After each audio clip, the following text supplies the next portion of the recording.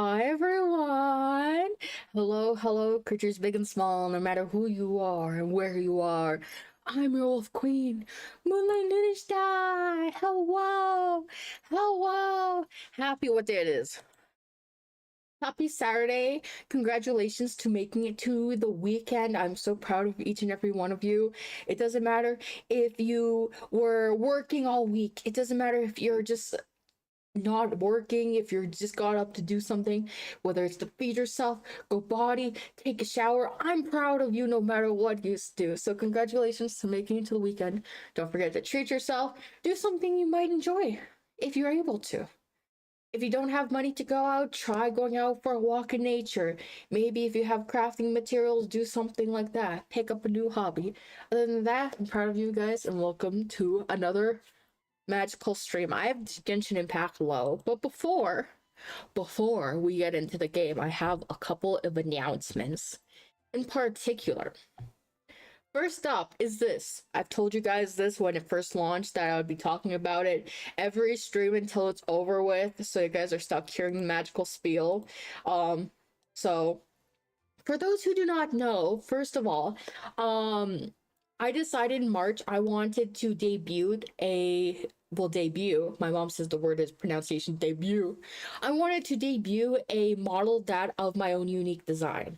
I knew I wouldn't be able to save up and commission a artist in rigor in time, so I decided to take fate into my own hands, draw myself my own model, which I'm debuting on my anniversary, which is in literally a week. It is on August 24th. That's the day I debuted 3 years ago. So yeah, Uwu Market reached out to me last month and they were like, hey, we're launching a special thing where we want to partner with small creators, small VTubers to produce merch on Uwu Market for $0. So basically Uwu Market, you have to pay them in order for them to do stuff with you. And it's pledge based, so I don't have to pay anything for this little program, but I'm trying to think of how to explain this. My brain's going fried. They want to, with me, to release 10 acrylic standees of my newest 2D model I'm debuting on my anniversary. They do special merch items that you can't normally get on normal print-on-demand websites. So they do dakimakras, they do acrylic standees. I chose an acrylic standee because unfortunately, I was not able to do the dakimakra because they only wanted one submitted image. Hi, Fried, I'm dead. Hi. So it is pledge based. We have to sell 10 of them. Currently, I'm aware 3 have only been pledged. So if you're a person who has $3 to pledge today, or within the next 13 days that it's on sale, you can pledge right now. And if 10 get sold by the time is up, then you're able to get one. If not, unfortunately, people will be refunded, but I would love to release an acrylic standee with Uwu Market for you guys. Only 10 need to be sold, so please. Biggie K is currently on a 40 stream streak. I'm a loyal bit. You are not a loyal. You are loyal, but you are not a bit. Biggie, you are a wonderful fucking person, and I love you so much. And damn, that is a really big stream streak. That's like, if I streamed every day, that would be more than a month, but I don't think that's a month. But thank you. But yeah, standee, get one today. If you put into chat explanation standee, it'll throw a link at you and then you can click on the website. Otherwise, you can just go to Uwu Market, search up my name, and I will come up. It's only $3, and then the regular acrylic standees are like $20-$30, so you can still, it's an affordable range. Other than that, if you're not into standees, that's okay, because the move is over here, right by my booba. As I briefly mentioned, there will be a new model, which is the one you guys see on this thumbnail. This is going to be the thumbnail for my anniversary.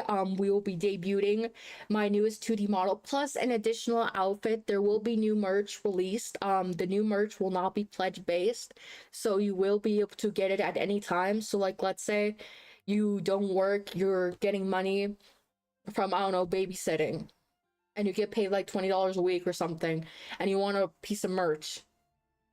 it'll still be available 5 months from now. So the normal merch website I use for stuff is called the Fourth Wall. They work, they're great, they're fantastic. um they once an order is placed, they make it and they ship it, so it's not pledge based. So there will be new merch. There's gonna be bags, there's gonna be clothing, there's gonna be even one with my motto, "Stay floofy," on it, with little paws on the arms. So that's gonna be exciting. But I'm really excited also for the new 2D model. That's your sneak peek that you guys are getting. It's based off my dream design. So that's what was also on the acrylic standee. But if you guys are looking forward to joining in the games, please know you will need to join my Discord server. If at any time during the stream you join the Discord server, or if it doesn't let you join, just send me a message and I will update the link ASAP. It should be working. It is application based. I just want to get to know you a little bit, like how old you are, because we do have an age limit of 18 or older. I want to know if you're following me, and also there's another question. I don't remember what the other question is, but other than that, it's very simple stuff. It's just to prevent spam, bots, that kind of thing. So yeah, because the games we will be doing is Repo. We'll be doing Jackbox, which all you need is a phone or PC, and then what's the other one? Among Us, and then we're gonna be doing some games in the middle of the night because it is a 24-hour stream. So we haven't got the games exactly planned for the night yet, but I'm thinking like peak. I'm trying to think of what else. There'll be stuff, but you guys will be able to see later on. There's a schedule posted in the server. Welcome to the Moonie spot 2, and how floofy are you? Actually, I feel like that's actually a question we should add. What are the questions? Hold on. And no, access. Yes. How did you come across my content? What are your plans to join the server? Basically, just how did you come across my channel to prove you're not a bot? And 2, the plans are like, if you're inactive, I don't give a shit. If you just want to be here to keep up to date, you can put that. I don't care. And then, is this your primary account? Do you have alts? It's just so I'm aware. In case you join with 2 accounts or whatnot. And Haya, hello Sky, how are you? I just went over my giant spill. I need to turn up the Genshin audio so you guys can actually hear stuff. I do not do my I have not done my dailies yet today, so we will need to do them. I think I got all of what's her face's talents for today. I'm good. That's good to hear. Oh, that's a lie. I do not have all her talents leveled up, so we can go do that briefly. I was doing a lot of the talents yesterday for trying. Oh, that's really loud. That's blasting my eardrums. I need to turn that down. 80%-ish should be good. Fallen City, that's level 71. I need the lower one. I was doing the things yesterday and I'm like, this is a lot. Why is it so much?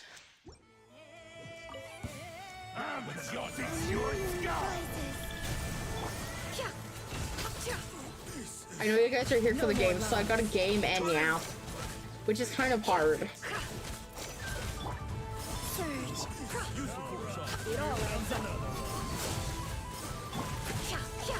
The mystery unravels. I'm thinking when the characters get to level 80, I might try and go for their artifacts. Maybe. I'm here for the Moonie. You're here for, that means you're here for the gaming and the yapping. Both.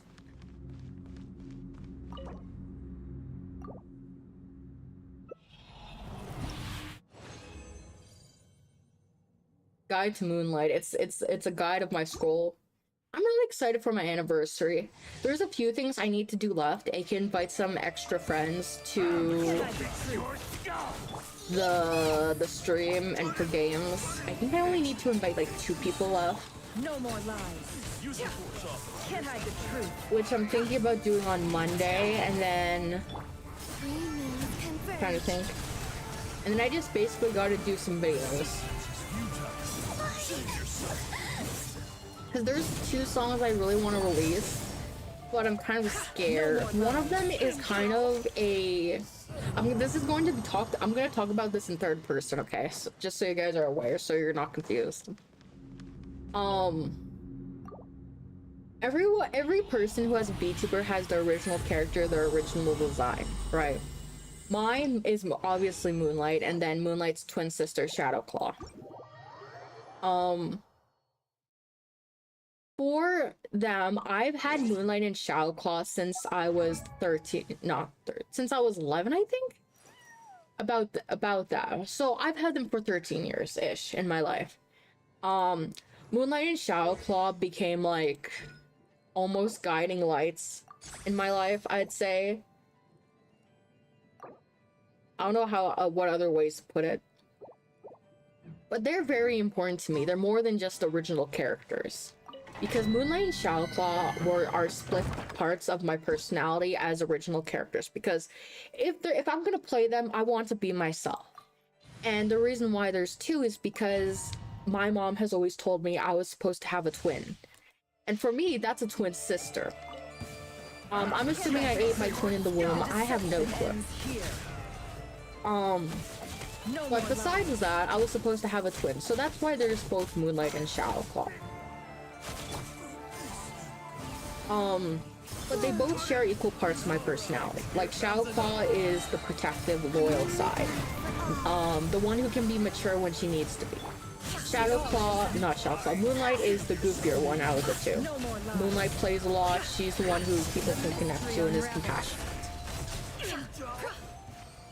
And so, in a way, they really helped me when I was growing up and doing stuff. Like, when I felt scared, I imagined Shadowclaw being like, "Oh, Moonie, it's okay. I believe in you." And Moonie being like, it's okay to cry." Fix your skull. So I wrote kind of like a song thing that's kind of like a... I don't know what the word is to put it because I'm focused. Kind of like a thank you, I guess, to both Moonlight and Shadowclaw in a way, as my original characters. And the other one is for the community. But it's like, the instrumental is the hard bit, because I don't have a piano. I was like, oh, I'll just do it with my ukulele. I did it, but strumming my ukulele is pain. I'm sure it'll be good. It's the scary part of releasing it. That's the scariest thing. For me, at least. I'm a chicken shit.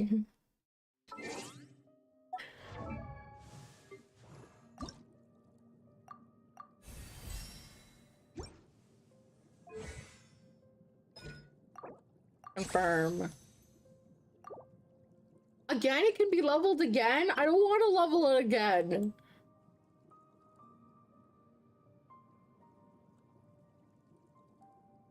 The arrows, you can claim twice at once. I didn't know that. Okay, we gotta go back in, because I gotta get more. I don't want more! Well, I need more, but I don't want more!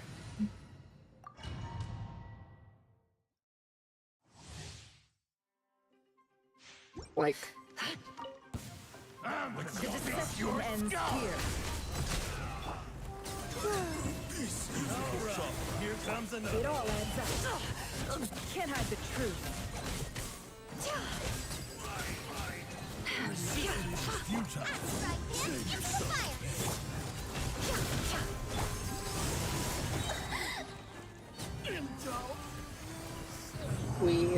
Trait.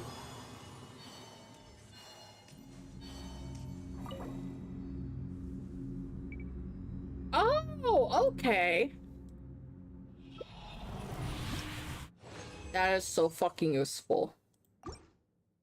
Just uses all up the resin just to get the materials, because I know I need those also for Nectar, if I'm not mistaken. A moonlit night for all. So I don't mind. You're toast. The mystery unravels. It all adds up.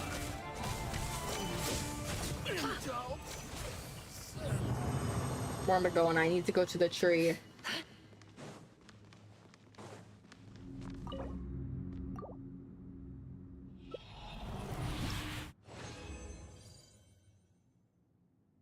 Alright, I'm gonna see how much we have, so that way I can confirm.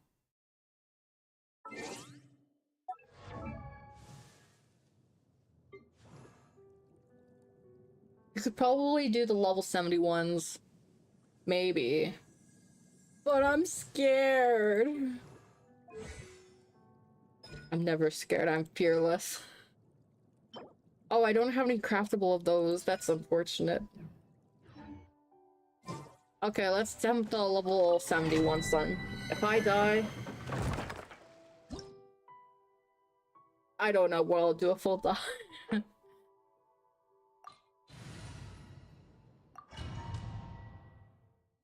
If I die, tell my mom I love her. Fix your skull! Barbados, guide us. You're not allowed to? Okay. No more lies. Three moons converge.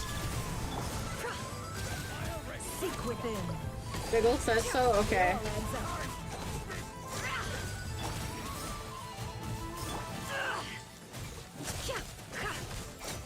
No more lies.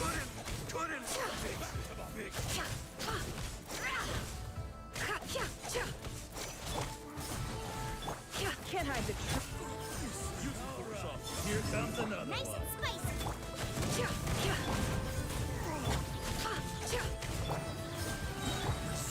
The deception ends here. Whee! A new moon rises. Surge. Out of the frying pan.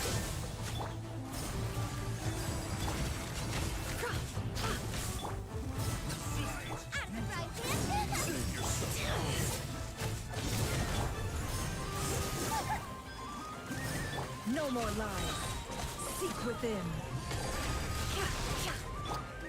Wane. A moonlit night for all.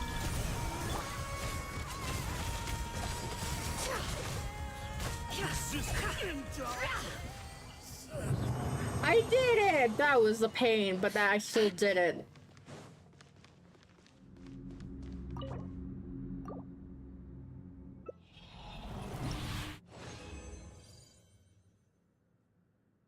Ooh, it gives me boost. It gives me higher, I mean.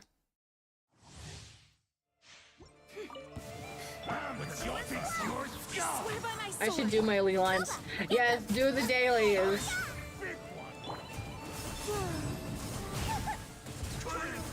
Can't hide the truth. It all adds up.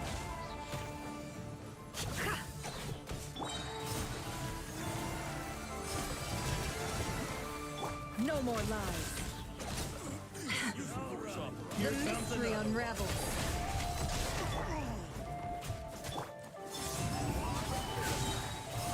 New moons converge. Can't hide the truth. Resistance is futile. No more lies. Nice and spicy. Surge. It all adds up. Seek within.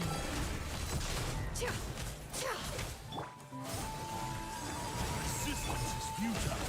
Save yourself. A new moon rises. Can't hide the truth. Sound like you just screamed indulge. Used to me indulge you. Indulge you by kicking your ass.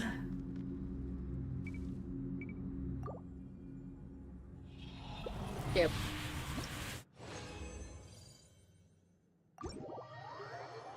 Turns out I forgot to change the purple app title for today, but it's totally fine. We're still technically Sumeru City anyway, so it's not like it matters too much. I will get slimes another day, like maybe tomorrow-ish, give or take. What's tomorrow? I don't know what tomorrow is. Tomorrow is something. Oh, that's what explanation pointed.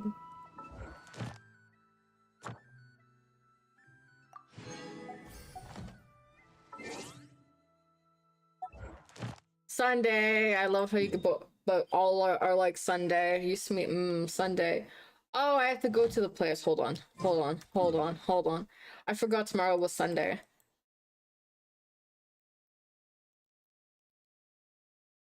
My brain defaultly goes to Mondstadt for everything. Day of our queen, ha ha ha. You know what's funny? Okay, so my name is Moonlight, right? But I feel like me having the idol Astra. color of orange Thank you for technically mismatches everything, and I aligned myself more with like with solarness. So like a winter wolf that aligns with the sun. It's kind of wonky if you ask me. Alright, now we will go to the quest. We will become a quester. Mm.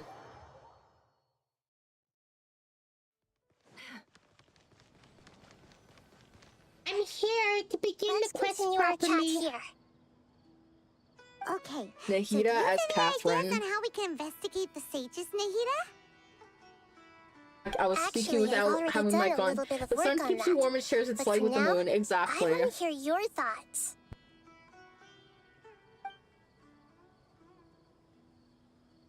No way, that's too risky. You mean it'd be too easy to get caught? No, it's not that. We shouldn't involve innocent students in this. A single mistake could completely ruin their lives. Doing that would be ignoring the safety of my people for my own selfish goals. How is that any different from what the sages are doing? Nahida's That's a great, good I point. agree, and she's also Spoken very like quiet. the god of Sumeru.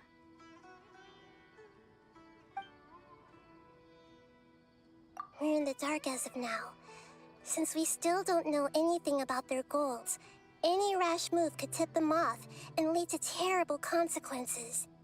After all, every person in Sumeru City is one of their hostages. I've already tried that, but all the key members of the Academia, even the core 30 guards, intentionally avoid wearing their Akasha terminals. It seems that from the very beginning, they've been guarding against info leaks from the Akasha. Of course, it could also be because they're wary of me. Have you already caught the sage's attention? I'm guessing not yet, but distrusting me would make perfect sense if they've ever paid attention to the urban legends about me. In any case, I probably can't take over their minds directly. Are we really out of ideas? Nahida, you're super smart, so you already have something in mind, right? Don't keep us in suspense. Spill the beans already.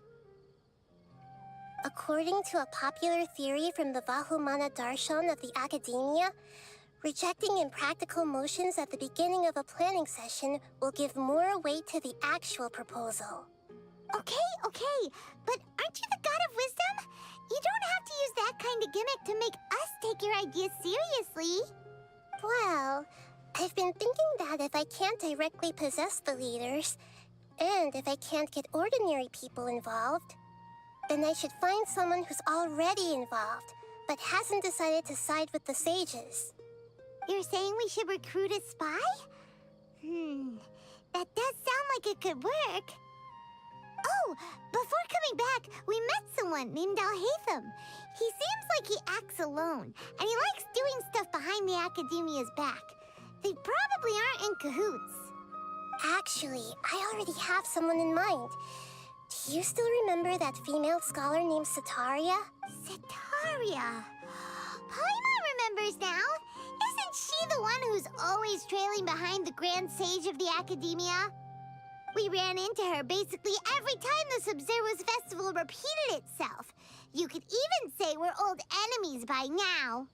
Paimon still remembers the smug and mean way she always spoke to Nilu. I've always liked observing all kinds of people, and Setaria has always stood out from the crowd. She was born in the desert and was hailed as their greatest genius. Her academic gifts allowed her special admission into the Academia, and also gave her the opportunity to serve as the sage's assistant. Oh, Paimon didn't know she was from the desert. She must be pretty special then. Paimon feels like most of the desert dwellers around the city are working as mercenaries. The name Sitaria means star. When she lived in the desert, she shone like the brightest star in the night sky. Later on, she was chosen by the sun. The star was given a place in the daytime sky to complement the sun's dazzling light. Soon after, the star witnessed the sun scorching the earth, which brought forth many disasters. The star began to waver. Instead of staying beside such a sun, wouldn't it be better to return and light up part of the night sky? But in the end, she couldn't give up the radiance of daytime.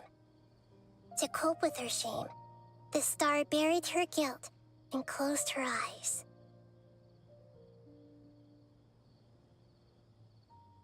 From the sound of it, Sitaria's just hung up on the research opportunities here.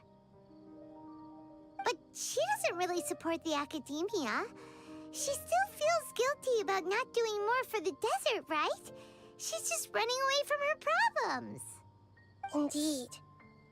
When they are presented with complex moral issues, many people will simply plug their ears and go with the flow until the problem can't be fixed anymore. She's suppressing a lot of guilt, but before she realized it, she had already become the sage's accomplice. She can't deny her part in their schemes anymore, right? We must somehow make her face her problems again. That way, not only can we get useful intel from her, but she can also use it as an opportunity to redeem herself. From my past observations, Sitaria will take a day off from the academia every 10 days to do some shopping in the city. Tomorrow afternoon just happens to be I a jumped shopping 4 day jets for today. her. I got my 5th That'll pass be of our the day. chance. Rip Biggie. To prepare, let's go check out some of her favorite spots and have a quick chat with a few of the vendors there.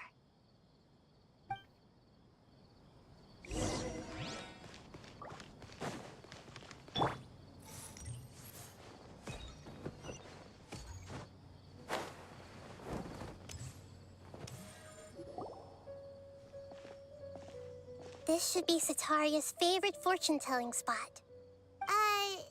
So should we ask the fortune teller about Sitaria? No, I already have enough information on Sitaria. The most important thing now is for you to pay attention to the vendor's talking style and key characteristics. Talking style and key characteristics? My poor lost lambs. Oh, that's Have you what you're doing. become You're going for the troubled over pet. your fates? The divine voice of wisdom often echoes between mine ears.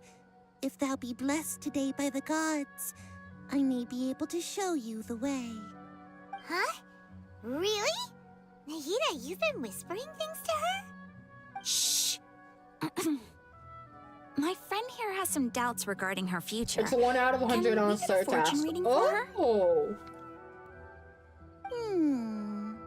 Of course, of course. In that case...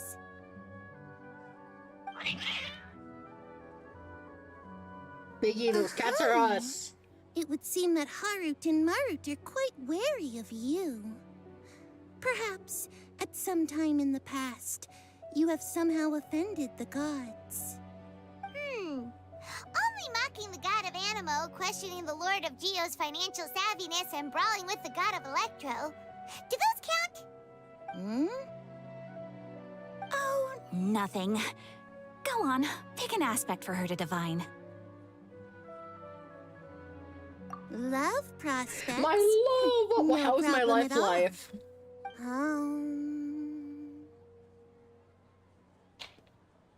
Is it poor? Is it great? The gods have spoken. The truth shall be revealed.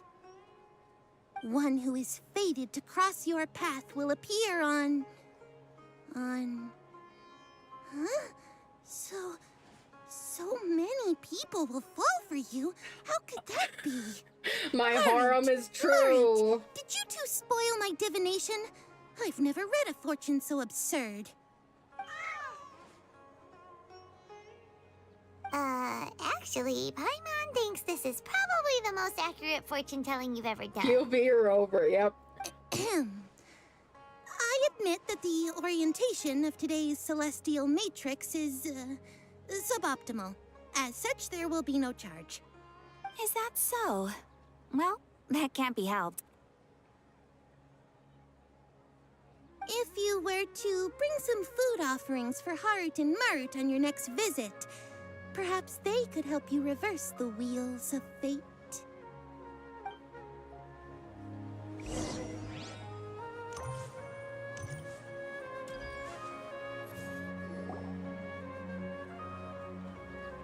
Is this another one of Sataria's favorite stalls? Yep. It belongs to a king. His father helped Sataria a lot when she first moved to Sumeru City, so she still comes by whenever she has time. When I start talking with him, listen carefully to the details of our conversation. Ah, dear customers. Would you like to look at some pottery? We caught wind of your great craftsmanship, so we specifically came to take a look. Oh, I recognize you. Aren't you Miss Catherine from the Adventurers Guild? Sounds like I'm in for some big business. Speaking of, where did you learn this trade? I suppose you could say it all started with my dad. He's a mason by trade, but I picked up an interest in clay while apprenticing for him. After that, I began making pottery by myself in secret, and I simply changed trades when my works turned out well. Although it's a pity that I'm no longer making much use of the knowledge provided to me by the Akasha. That's nice. You're making a living doing something you love. So is your father still working as a mason? Oh no, not anymore. A few years back, he fell from a roof and broke his leg. Since he had already saved enough mora over all these years, he's just enjoying the retired life in Port Ormos nowadays. I see. We wish him peace and happiness in his retirement. I'll have someone in charge of logistics at the guild come by another day for some goods. We'll leave you to Indeed, it. rip Bro's leg. Take care now. No problem. Rest easy, all our goods are sure to meet your every need.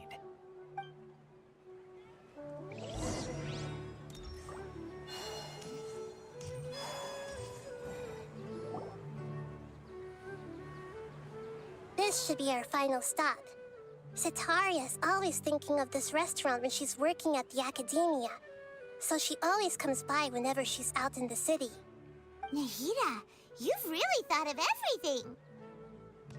It's my duty to protect Sumeru's citizens, after all. Hi there. I feel like I've seen you down by the docks before. Huh? Sorry, I don't quite remember. If I recall, you were having a discussion with someone about shipbuilding at the time. Ah, that's right! I've always been really interested in feats of marine engineering.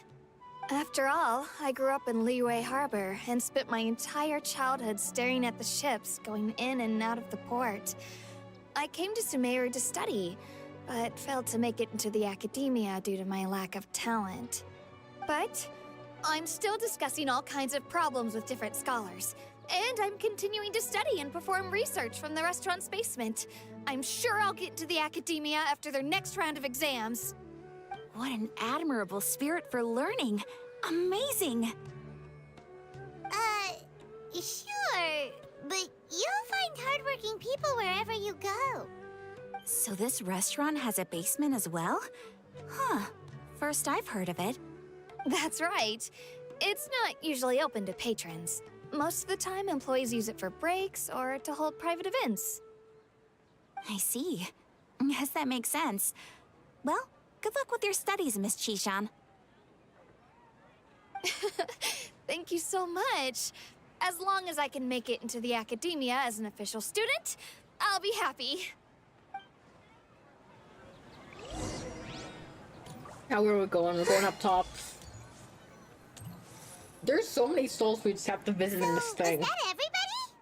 Yes. 3 familiar faces should be enough for Sataria. What's the point of all the information we've collected? Nahida, you still haven't told us how you're planning to make Sataria face her problems. Sataria is already used to avoiding her problems, so we must find a way to break through her usual sensibilities. I remember you mentioned that the Eremites in Port Ormuz are all making a fuss about the upcoming resurrection of King Deshret. Although it's all just a boatload of nonsense, the fate of her homeland may turn out to be Sataria's soft spot. Oh, Paimon gets it now! You want to take advantage of the guilt Sataria feels about her homeland. Although she knows she should return home to help the people of the desert, all she's done is conspire with the sages. So how do we set that up? Well, King Deshret is long gone, and Sataria is also too smart to fall for any simple tricks. If we simply engaged her under the guise of King Deshret's believers, she would definitely be wary of us, and we may not get Damn, anywhere. going for a person's skill test. If we were to Yes, borrow indeed. some of her close acquaintances to talk with her, her reaction would probably be very different. So, you mean you're going to possess those people we just talked to? Yep. Possess them through the Possess them. Akasha. Imply they've already converted to the faith of King Deshret, and then convey our made-up will of King Deshret. As long as everything goes smoothly, we'll get through to Sataria for sure. She'll never guess that we had anything to do with it. Ah, so that's how you're going to use all the info we collected on these people. I'm so confused. Hi, So they confused. won't I'm slip daddy. up and break form. Possessing them will only work if you can manage to pass off as them. Exactly. So, best of luck with impersonating them. Huh? Best of luck? But we don't know how to possess anyone. That's no problem at all. I'll just share all their senses with you once I've possessed them.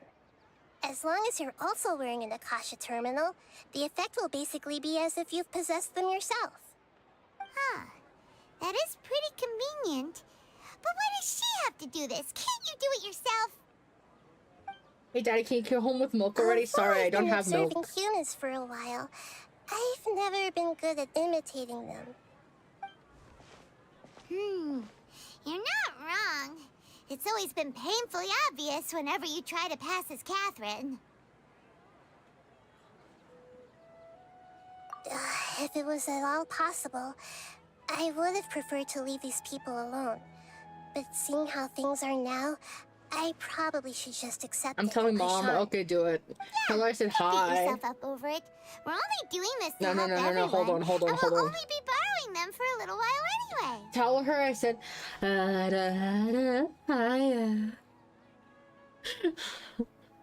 Alright, then let's give it a go tomorrow afternoon.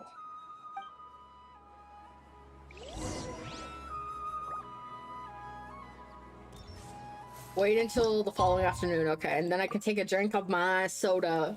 I sent my brother to the store for bread because I want to use up the rest of my eggs. I have like 6 eggs left, so I cooked them. And then I got him to give me a bottle of soda.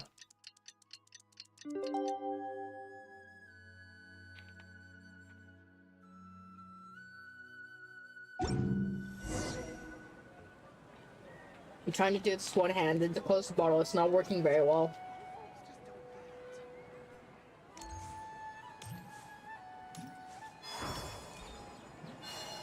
What kind? Diet Pepsi.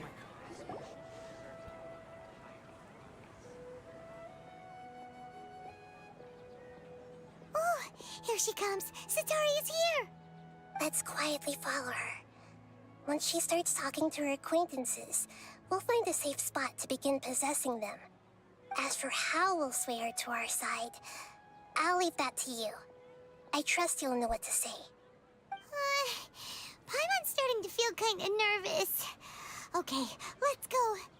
Looks like they've already started talking. Let's find a hiding spot and get started.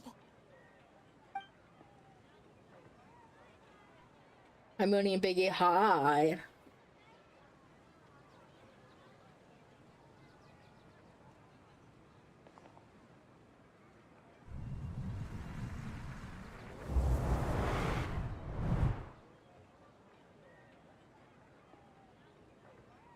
That's right.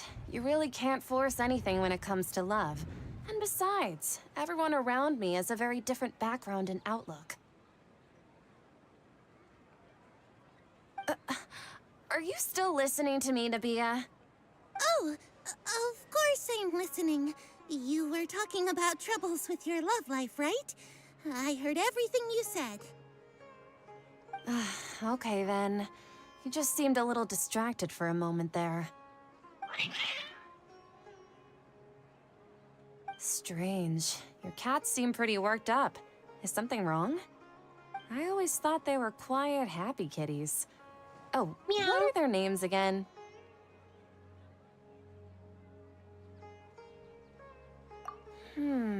Are you sure? Well, actually they have many names. Which names I use depends on my mood. Huh, I see. I imagine that must be hard for the kitties, too. So, which Mickey and fortune do Moonie? you want me to read for you Moonie? today? You must have come for another echo of the divine voice of wisdom. I'd like to get another reading on my love prospects, but to be perfectly honest with you, I feel like I've been a real mess recently. A mess? Well, could you do a reading on how long it'll take me to finish my current project at work? I really just want to get it over with. I hear you. No problem at all. The gods will reveal the truth.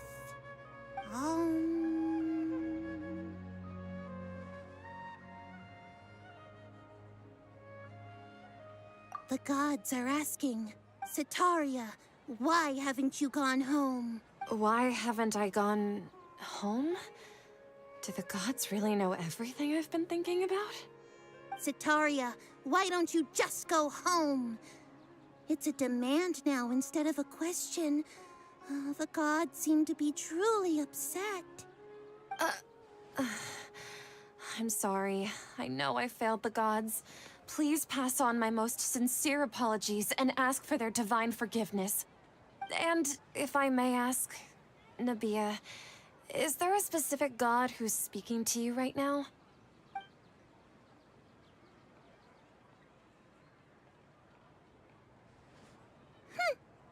What an inconsiderate and naive question. The god who is speaking to me is, of course, the wisest and mightiest of all, King Deshret. King Deshret? No wonder he would make such a demand of me. Wait a second. King Deshret passed away a long time ago. Even though news of King Deshret's resurrection has been spreading like wildfire, it's all just a misinformation campaign from the academia. How can King Deshret still exist in real life? What insolence! I am King Deshret's most loyal believer. Do you wish to refute his voice of wisdom? Oh, no. As a child of the desert, I am only reveling in his power upon learning that his divine glory has touched even this city. I will think very carefully about his demand of me. I'm sorry. I must go now. Wait!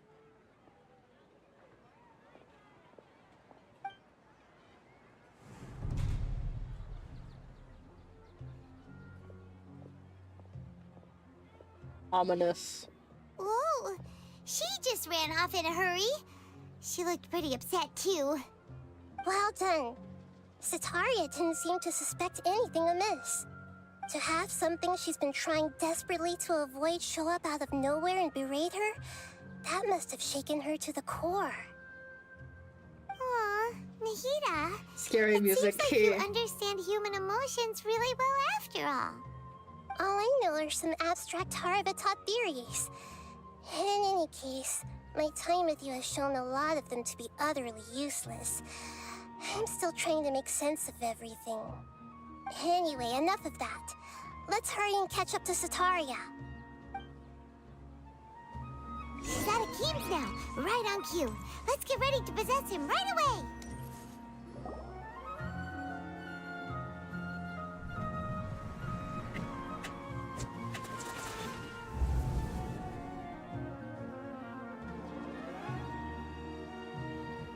It's okay. I just got caught up in something. Oh, actually, didn't you ask me to help you look for work? Oh, right. Your old man's craft. How could I forget? Speaking of, how's he doing? Is he feeling any better? Huh? Wasn't he nursing a leg injury? If I recall correctly... He Looks up. sprained his arm a while back while trying to show off his strength. I thought you'd heard.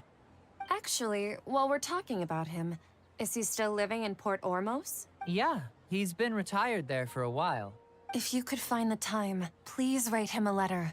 Let him know that recently, faith in King Deshret has taken root in Port Ormos and has begun to spread across Sumeru. He has a quick temper and has always been a devout follower of the Dendro Archon. I don't want him to get into a fight with those King Deshret believers because of a difference in beliefs. Oh? So, who are you siding with in all of this? The Academia or King Deshret? I'm so jealous of you. You were born a child of the desert, yet you chose to betray King Deshret, and now you spend all your time with those crooks from the Academia. Akeem, you don't mean... you've also become a believer of King Deshret? What's so strange about becoming a believer of the wise King Deshret? In fact, aren't you the strange one? The one who still can't pick a side? Can't pick a side? Me? Roasted. Whoa! Paimon had no idea you'd be so good at this!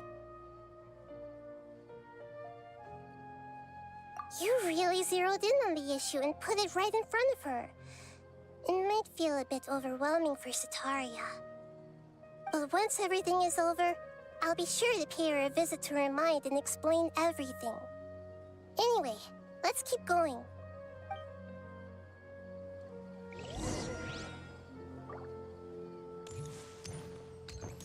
Come on! Sataria's...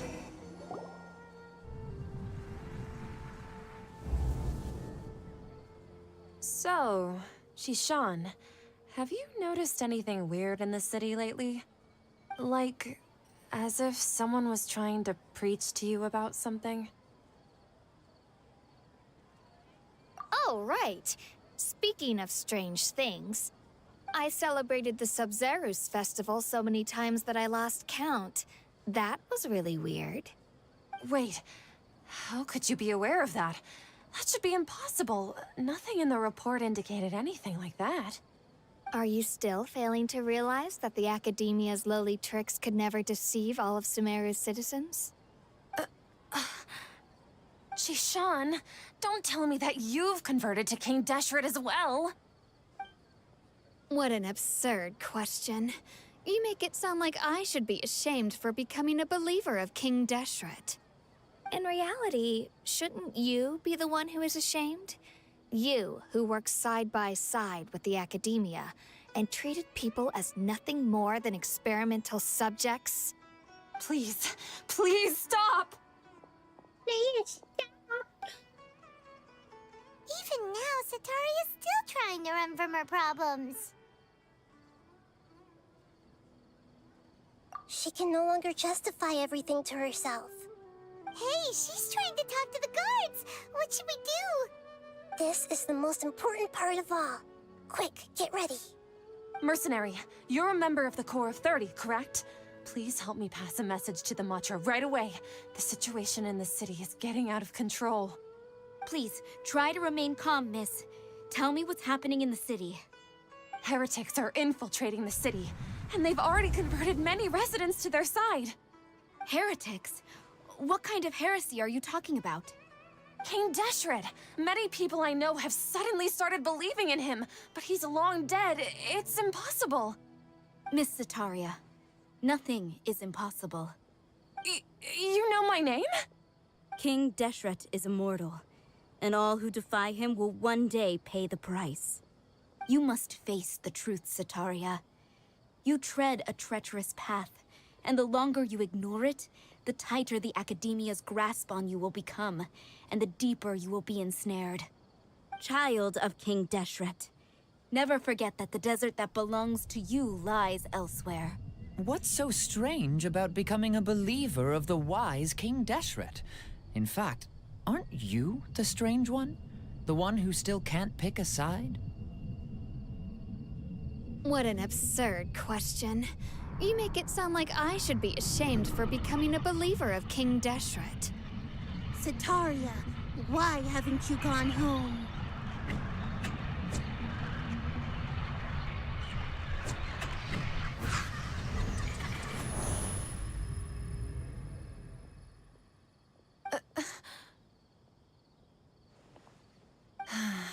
It seems that no matter where I run, I only keep finding more believers of King Deshret. I have to say, this is a familiar feeling. I've also been running from my guilt this whole time. Guilt over my part in the Sage's plans, and from ignoring the letters from the children In of her my head, homeland. basically, yeah, they're No matter how much I may possessing try to the people ignore or she's get rid talking of it, to. my guilt always comes back. You won't necessarily lose your research opportunities by facing the truth. Besides, did you really want to conduct your research while carrying such heavy feelings of guilt? How do you know me so well? Are you truly just a believer of King Deshret? Or are you the god himself? I'm your That's daddy. not important. The important thing is to pass judgment on the academia and its sages, and to correct their mistakes. If you could provide some assistance in this matter, perhaps it could serve as a form of atonement. I've actually never believed in the gods, but I've always believed in serendipity. Your appearance must be a fated opportunity for me to Hey, get Daddy, out of this hey. wretched situation. Please tell me, what can I do for you?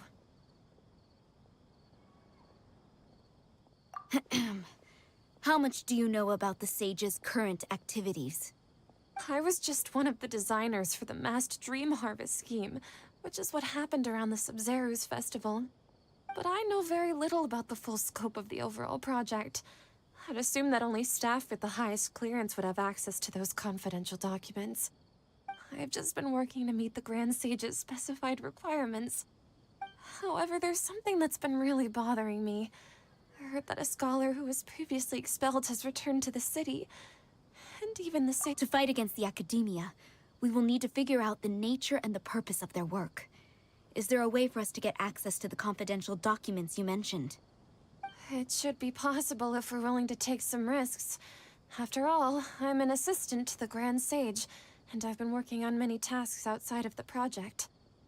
One thing, though, I won't be able to transfer the documents to you through the Akasha once I get my hands on them. The Sages have always closely monitored all activities within the Akasha. Let me see... let's use the most primitive method. Send someone to pick up the documents tomorrow evening at the Academia entrance. The Academia entrance. Wouldn't that be too conspicuous? Don't worry about that. I assure you, this won't be a trap. I'm only suggesting this location because it'll draw more scrutiny for me to leave the Academia again. It'll be safest for me to distract the guards long enough to hand you the documents. All right, I trust you. So, if I were to successfully complete this task, would it mean I've atoned for my wrongdoings? That'll depend on the judgment of the Dendro Archon. The Dendro Archon. That's right. Her people are the ones we have endangered. As the God of Wisdom, she's also the one responsible for judging and guiding the scholars. Maybe it's time for me to find a god to believe in. Just as Nahida predicted, we've managed to bring Sataria to our side! The Traveler's execution was ingenious. She's the one who deserves all the praise. Well, now that we've made plans to meet again tomorrow evening, all we can do is pray for Sataria's mission to go off without a hitch. Pray? But if we're going to pray to the gods, aren't we just praying to you? God of Wisdom and Guardian of the Scholars? No. The truth is the true Guardian of Scholars. I've always believed that. Anyway, let's meet again tomorrow evening at the Adventurers Guild.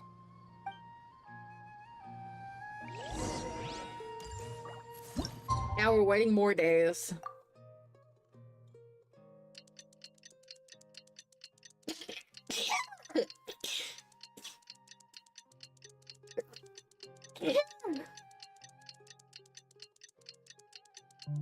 I'm okay.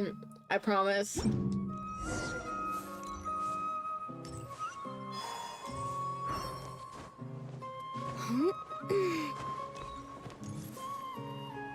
Catherine, we're here!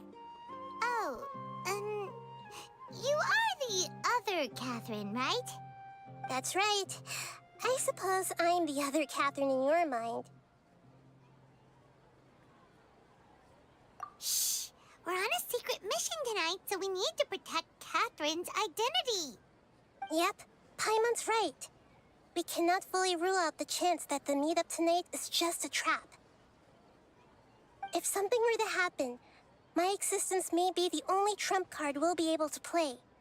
After all, the academia should still be unable to confirm the existence of my consciousness in the outside world. Yep, exactly. Just what Paimon was thinking. Anyway, enough about that. Let's just make sure to be on our guard. Off? What do you feel is off? It's the middle of the night. Of course it's quiet. You're not getting paranoid, are you? No, I think she's right. It really is a lot quieter than usual. If you look around, there seems to be fewer people on the streets. I'm not sure if this is the case for the entire city, though. Huh. Maybe it's just a coincidence. Maybe Sataria figured out a way to not only distract the guards, but also to get everyone to go to sleep early, just so we can exchange the documents in peace. I also can't quite figure out why things feel a little off. But now that we're here, let's go Into the ahead and meet backrooms her as we version, planned. yes. Well, regardless, as long as you're here with us, Paimon feels a little safer. Traveler can do anything. She just got to send her mind to it. Huh. There really aren't many people out right now. Let's hope it'll be this quiet in front of the academia, and that Sataria managed to distract all the guards.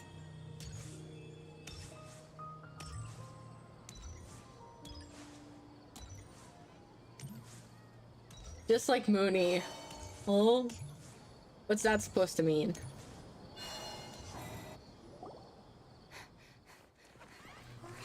Why was I expecting an animation scene?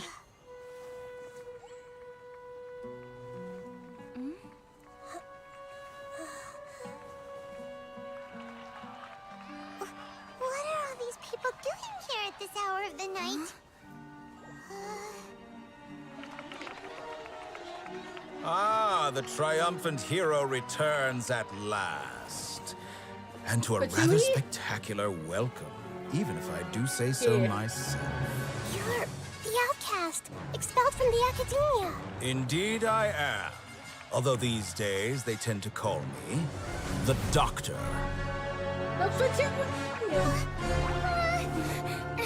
If you're looking for your researcher friend, she has already been taken into confinement. With some basic caution, she could have discovered the listening device on her person. Clearly, she lacks the degree of rigor expected of a true scholar.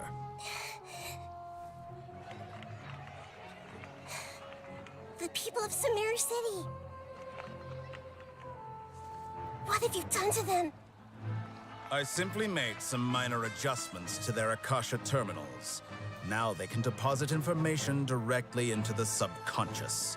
As you can see, all these lovely people now believe this traveler is a hero who has just saved the world. My experiment is a success.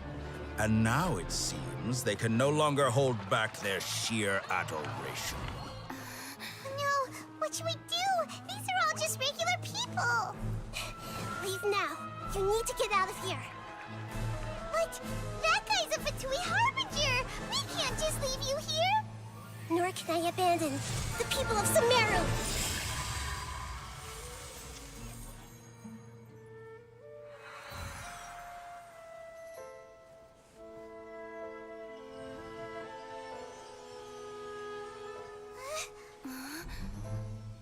Don't worry.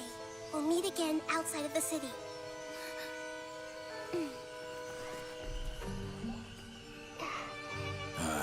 see.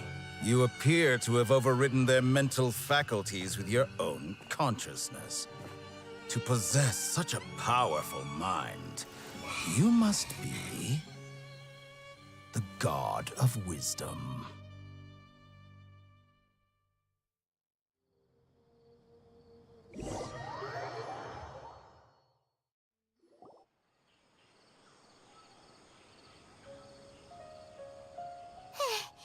This should be far enough. Whew. Paimon needs to catch her breath first. Is Nahida going to be okay? We only made it out because of her. No, not art scams. If I need fucking art, I will just. I made my model for myself, the one I'm debuting on my anniversary. Why would I need to go out and commission someone? My overlays and shit, I'm just gonna go buy. I don't need a custom one. Running into a new harbinger here. It's hilarious. Let alone such a high-ranking one. Chat rules too. That guy was number 2. Doesn't So read chat scary. rules. He called himself the Doctor. Remember, They've been Tainari hated told anyways. us about him. Sataria did I'm say surprised that they someone subscribed who just for once got that. expelled from the academia came back recently, and that even the sages are wary of him. Yep, sounds like she must have been talking about the Doctor. Yeah, now that the Doctor's in the picture, we're no longer just dealing with the academia. They're in cahoots with the Fatui. But what are the Fatui after this time? Another Gnosis? Yeah, things would be a lot easier with Nahida's help. Nahida said we'll meet again outside of the city. But we can't just keep waiting around. You mean... Oh, right! Wasn't he invited by the sages to work on some project when we were staying with him in the Vidia forest? That has to be the same project. Even though he turned it down at the time, he might still know something. There's no time to lose. Let's go to Gandharvaville.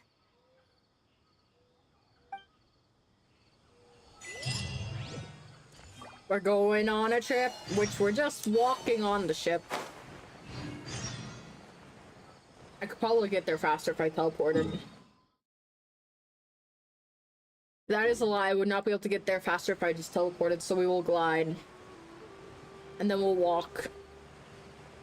Unless we see a random Dendrooculus around. Let me go fight these guys, 'cause I need their masks. It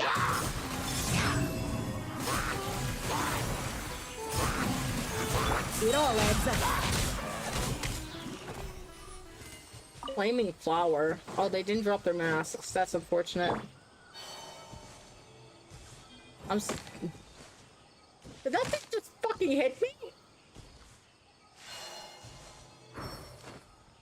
Why is it re-popping up? It's chat. Bye, chat. You'll be missed.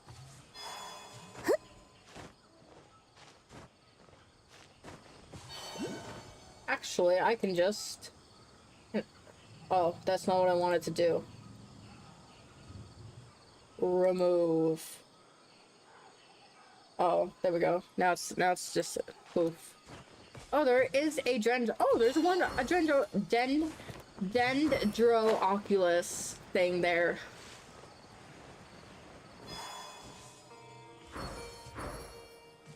I need stamina. She's just gonna glide down.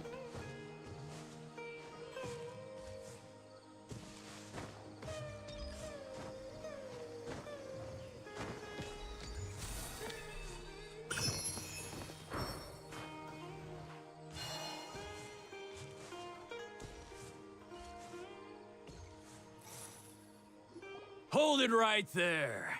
Hold it A right there. blonde-haired traveler and a floating fairy. We've got you, all right. Take a look around. You've fallen right into our trap. Are you mercenaries from the Corps of 30? Did you come here to arrest us? Corps of 30? We're nothing like those government lapdogs who don't even get scraps for their work. We are an elite brigade that commands the highest commission rate in all of Sumeru. We're here on the orders of a client known only as the Outcast. The Outcast? Outcast? An outcast from the academia? But why wouldn't the doctor just send the Fatui after us? Still wasting time on idle chit-chat. We'll shut you up soon enough. Get them! You're up, Travel. I'll kick their ass. Following orders. Wind, hear me. No more lies. The mystery unravels.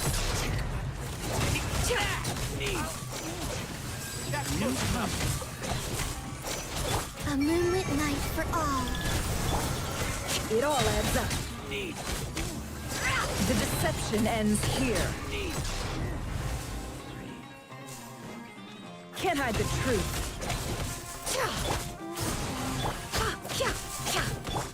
Wayne. It isn't over yet. Here comes reinforcements.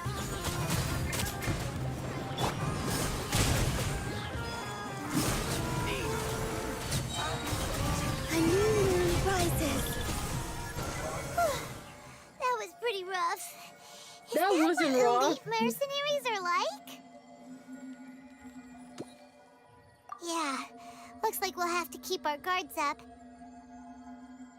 But this doctor guy seems like a pretty tough opponent. He knew exactly where to set up an ambush. Did he predict that we would try to find Tainari? You legit kicked Going its up butt against easy, smart people is yas. tough. Anyway, let's keep going.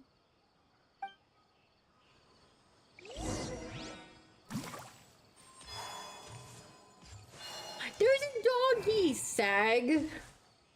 What's his name? Is he not named?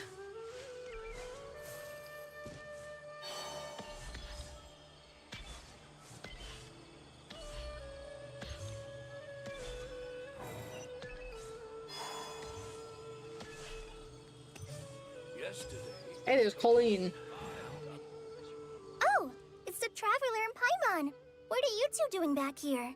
Magic. Kale! It's nice to see you I again. pronounced her name wrong. Are you doing all right? Kale. To be honest, I'm not doing too well. My Right. Elazar has been progressing at a faster rate lately.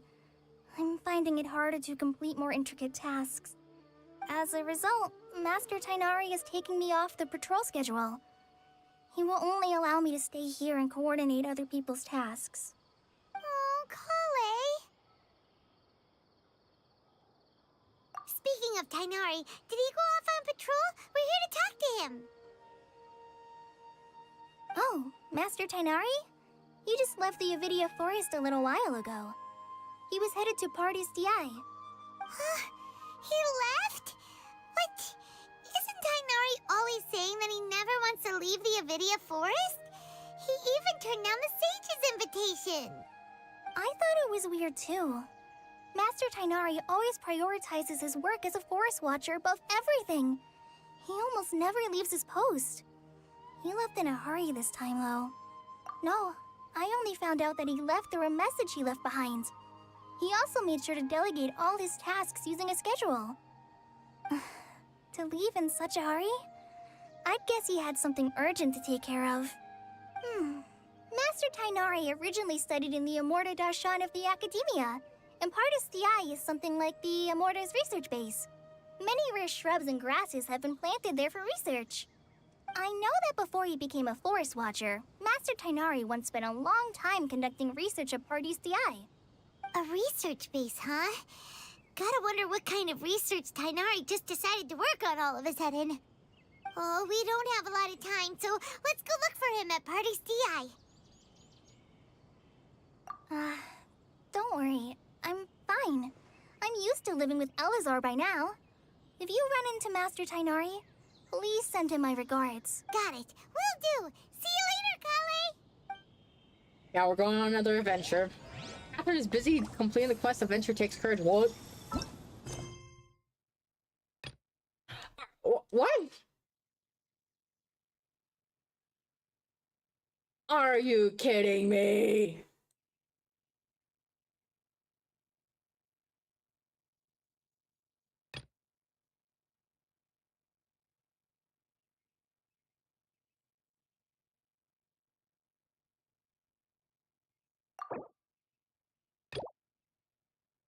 Well, we gotta go do the side quest.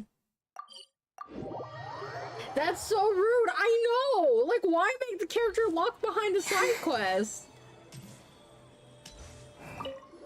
Hey, Catherine.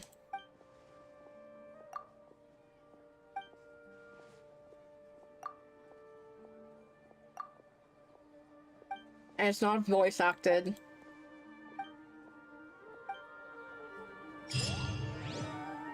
Quest completed? What the fuck? It just literally wanted me to... What? Okay, I'm good. Oh, okay. I literally just had to fucking talk to the character and that's it. I'm so glad Wood doesn't make you do side quest to progress. I know. Yeah, it just wanted me to fucking talk to the person and that's it. Thank goodness you're okay. We were so worried about you. Hey, this was supposed to be a touching reunion, but you're ruining the moment. Actually, it's very smart of the Traveler to be wary of me right now. After all, the Doctor has shown that his technology can apparently even control human minds. Plus, it's not like you could have known what happened after we split up and I was facing the Doctor by myself. Even a pool of stagnant water after a torrential storm can occasionally pass as a patch of sky.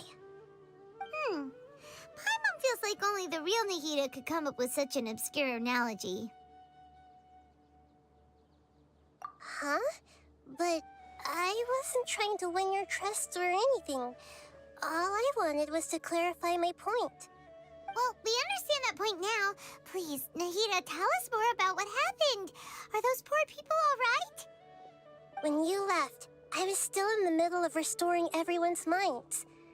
Thankfully, when the Doctor mentioned depositing information into the subconscious, he didn't mean engraving information into their minds. Instead, he did something closer to creating hallucinations. That was still within my power to fix. Luckily, I managed to finish my restorations and mind jump away from him just as he was about to capture me. Whew. What a relief. The Doctor sure pulled out some hidden cards, but good thing we had Nahida with us.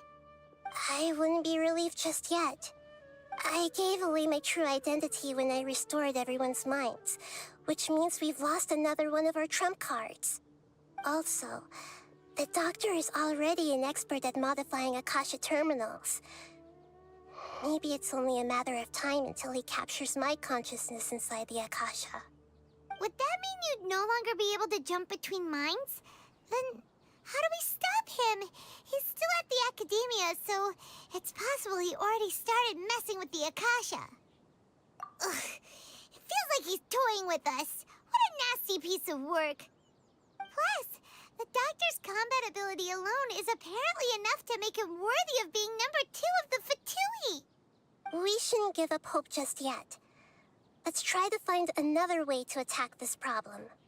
Actually, Nahida, how did you know we were trying to get to Party's Di? Have you been waiting for us? Yes, I have. I can see the Traveler's elemental energy, so I deduced your destination by looking at the direction you were moving in. You didn't come here for sightseeing, right? Did you find any leads? We're looking for a scholar we know. His name is Tainari, and the sages once tried to reach out to him. Why don't you come inside with us and see what we can find? Okay. Let's just hope we won't get him into trouble.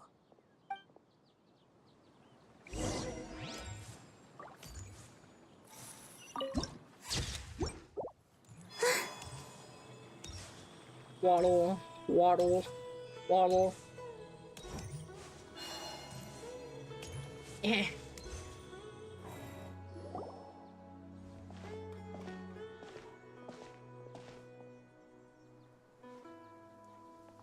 Traveler?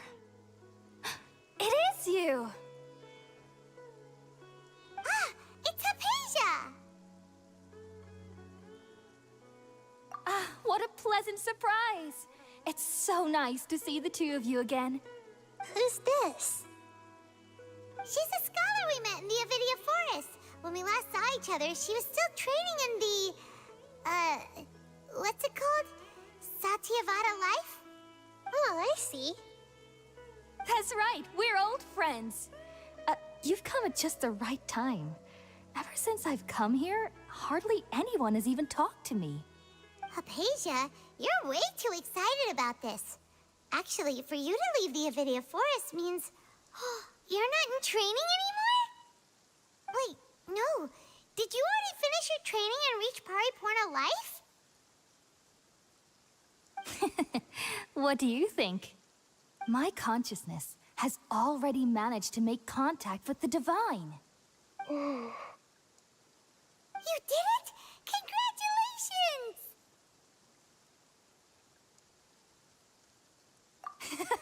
It's so exhilarating to share this sublime joy with others at long last! When my consciousness made contact with the gods. What a supreme and unparalleled experience that was! That sounds incredible!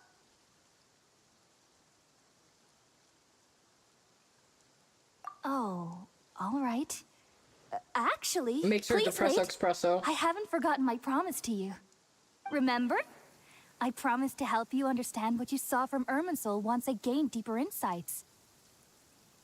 My current self has not only gained true insight, but I can even help you establish a direct connection to the consciousness of the divine. Ooh. You can do that? I've never heard of anything like that, but if you want to give it a try, I'll do my best to protect your consciousness during the process. Hold on. I brought some spirit borneal with me. This is still a crucial part of the ceremony. We're using that incense again? All right now. Hold my hand. I'll help you establish a pathway to connect your consciousness. Okay. Ready?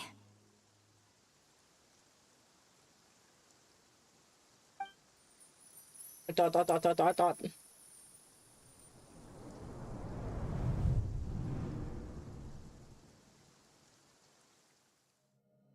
It took 3 betrayals for me to finally understand. The world is just an elaborate tapestry of lies. My fury Electronauxis?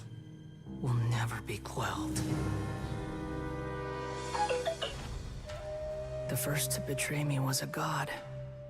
My creator. Raiden? Why is she coming here? This has to do with the Dendro. Valuing strength above all. She saw no worth in me and I was discarded. The second was a human. My family. My friend.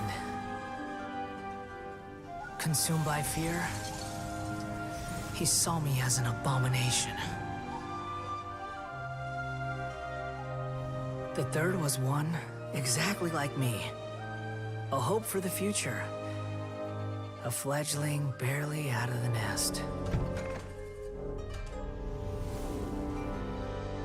Powerless before his mortality, he broke his promise to me.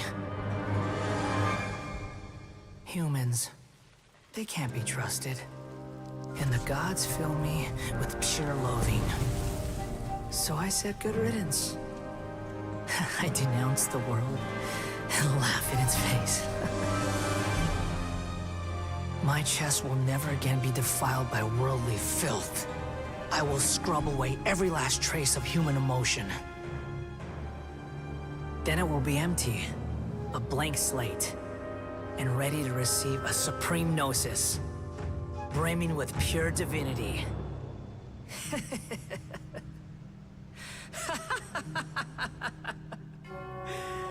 There is no need to fear. The pain will be brief. Your era is coming to an end.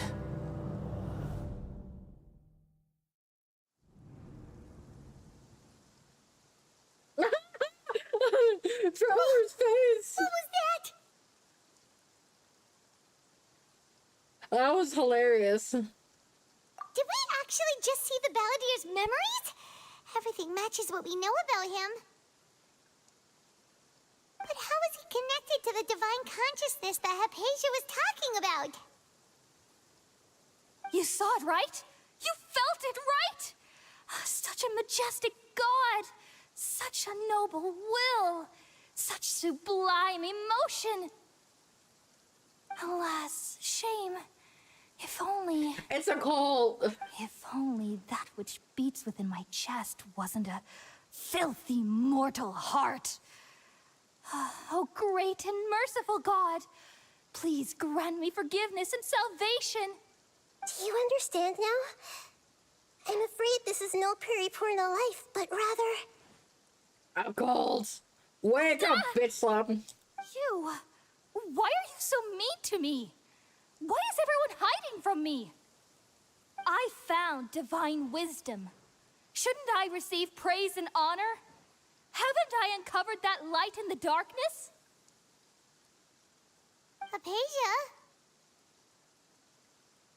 That's how I always thought everything should be. Wait. Have I... already lost my mind? Yes, you have! You're a part of a cult!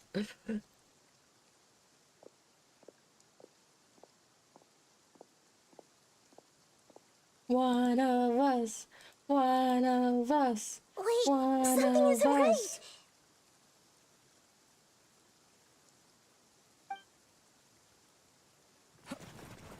Oh, animation scene.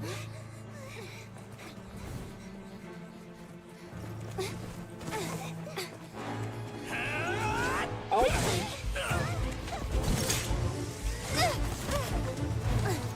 Oh, hell, Moonie here.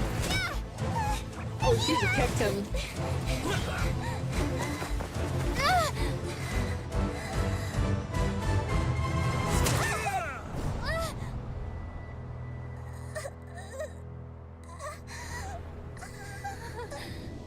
Did she stab through the chest?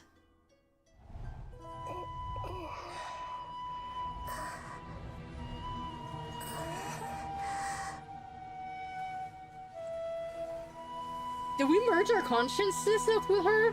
Where the fuck? I see you.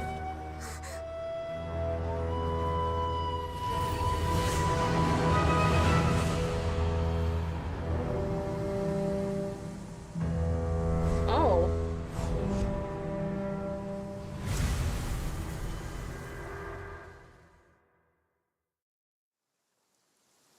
Well, that's ominous. Well, that's ominous and creepy.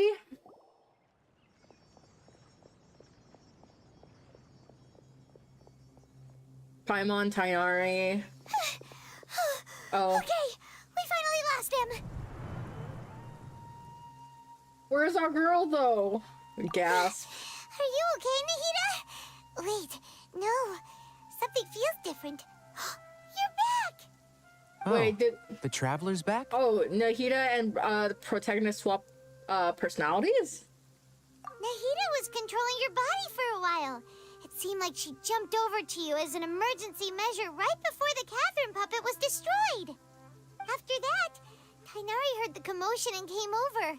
He helped us defeat the mercenaries and then he ran with us all the way here. I love being possessed. What? You swapped places? You mean your consciousness also went into Nahida's body? Wait, then where is Nahida's consciousness? Where is she now?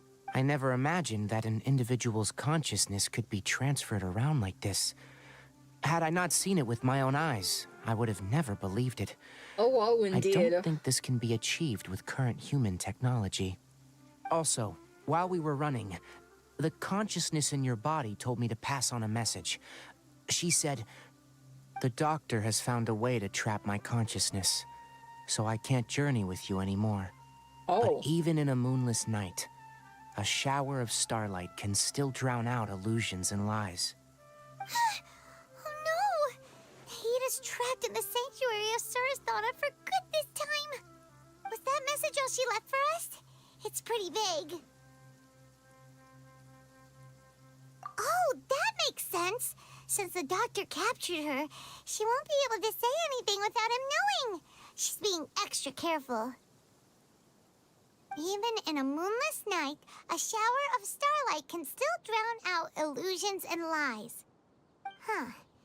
Paimon knows the moon illusions and lies are from the alchemical divination at the Sub-Zero's festival. Didn't Nahida use a starlight analogy before? It had something to do with Sataria. Oh, that makes a lot of sense. Huh. Do you think Nahida was telling us to go find help in the desert? But she isn't with us anymore. Think we'll be okay? Paimon, you said Sanctuary of Surasthana, correct? Does this mean that this Nahida you're talking about, the consciousness who was occupying the traveler's body, is the Dendro Archon? Yes. Your guess is correct, but the situation's a bit complicated, so it's really hard for us to explain right now. That's all right. A scholar's curiosity doesn't need to be appeased right away. As for the complicated nature of the situation, safe to say I have witnessed that for myself. I've spent some time with you, and it looks like the Dendro Archon's also on your side. So, I trust you. Thank you, Tainari. Oh, actually, we came here to ask you a question. What do you know about the project that the sages have been working on? Ah, that. While I was indeed invited to join that project, the sages were always secretive about its scope and goals, so I eventually declined. All I know is that the project has something to do with the restoration of Irminsul. Huh? Did you see something when you were in Nahida's body? What? Do you have any evidence?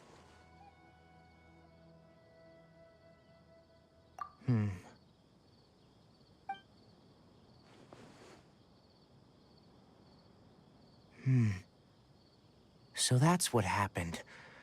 That explains why Hypatia's symptoms were different from those of the other scholars who went mad. It's because she made contact with the consciousness of a new god who is still in the process of being born. Tainari, did you leave the Avidia Forest because of Hypatia? I did. I noticed Hypatia's mental anomalies, but since her symptoms were rather atypical, I secretly took her to Pardis Di and began searching for a way to return her to her normal self. If I didn't take action, Hypatia would have already been taken by the Matra to the desert, doomed to a life of exile at Aru village. Now that you mention it, I knew the Academia has never thought particularly highly of Lesser Lord Kusanali, but I still didn't expect them to do something as the Doctor and the Balladeer. We have 2 Fatui Harbingers in Sumeru. Sounds like we're in for a bad time. From your description, I don't think they've completed their project. There may still be room for us to intervene. But then, what is the connection between creating a new god and restoring Irminsul? Yeah, it feels like we're still nowhere close to figuring out the sage's goals.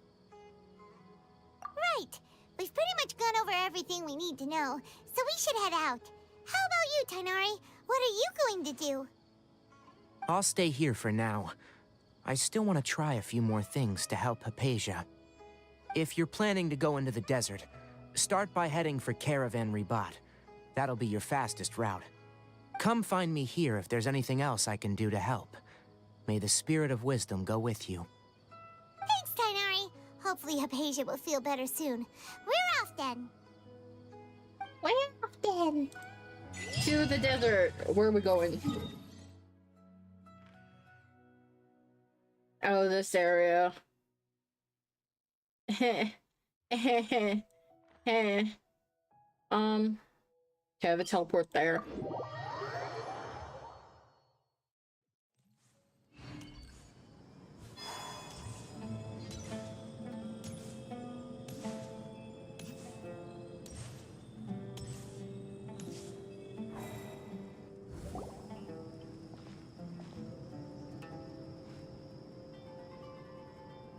We finally made it to Caravan Ribat. It's pretty lively here. So, just past this wall is the desert, huh? Oh, wow. Paimon remembers hearing people call this the Wall of Samiel. It's made to block sandstorms from the outside. No, no, boo. Oh, if it's this tall. Enough gawking. Come on, follow me. Huh? Over here.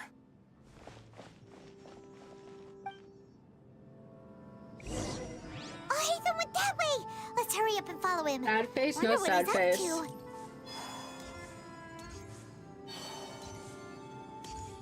Bro is running. Why is he running so fast? Travelers and visitors, don't miss out.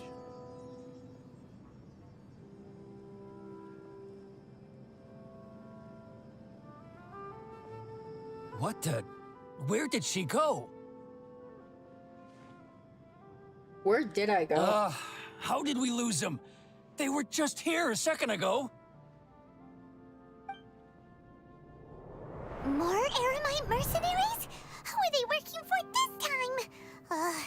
Anyway, Traveler, it seems like we were being followed again. You were too careless. You should have noticed those hopeless amateurs trailing you a long time ago.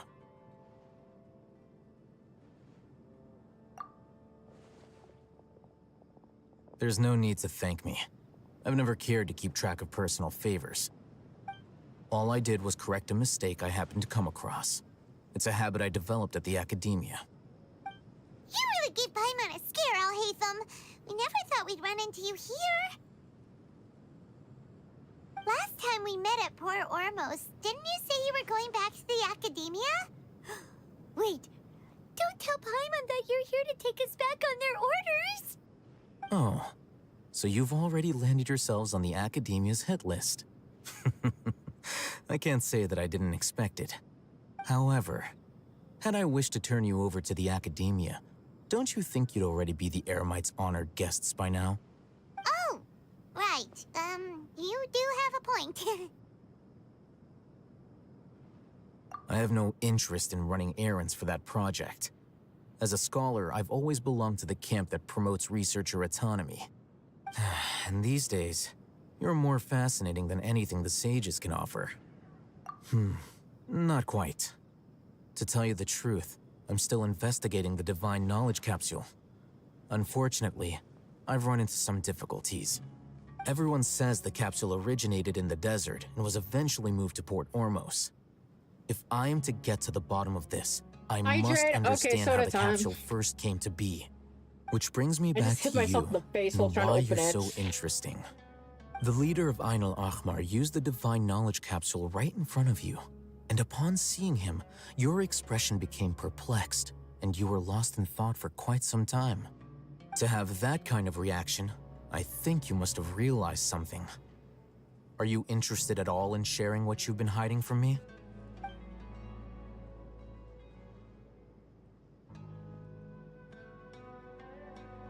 Alhaitham, you really have a ridiculous... So that's your answer. Well, I do work for the academia after all. So considering that, it is indeed wise to keep your cards close to your chest. But that does prove you do have some undisclosed information about the divine knowledge capsule. Am I right?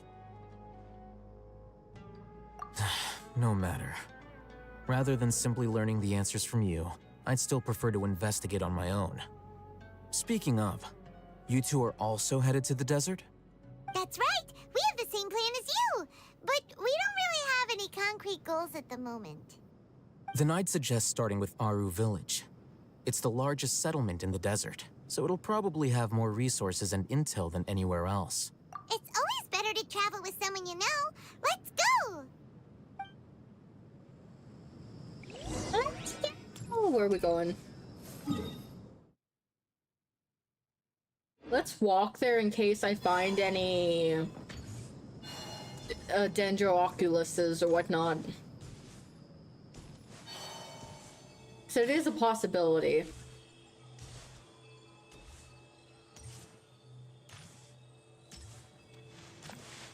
That's a cute little creature hopping around.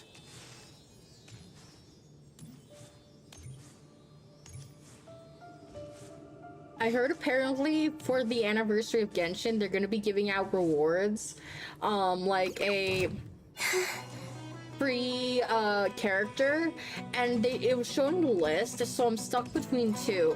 Either Dea, who I really want, or the Kitsune mommy lady. I forgot her name. I can't think of it at the top of my head.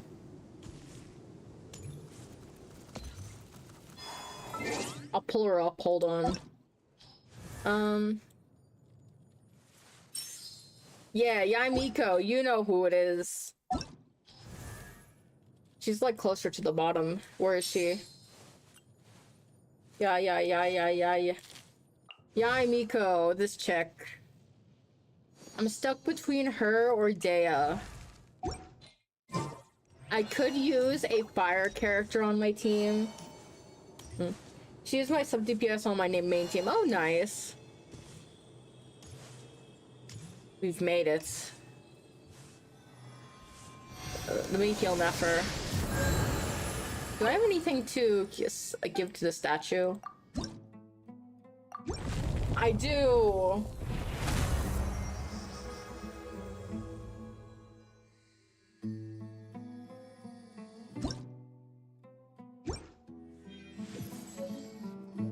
Before us lies Aru Village, the safe haven of the desert folk.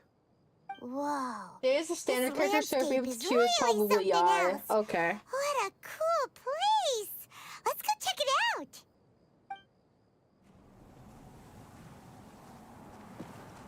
Waddle, waddle, waddle.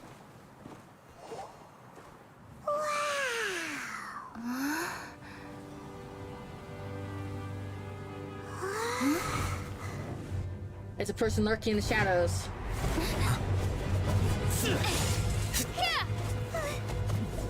Oh, I want him to fall off the cliff. Oh.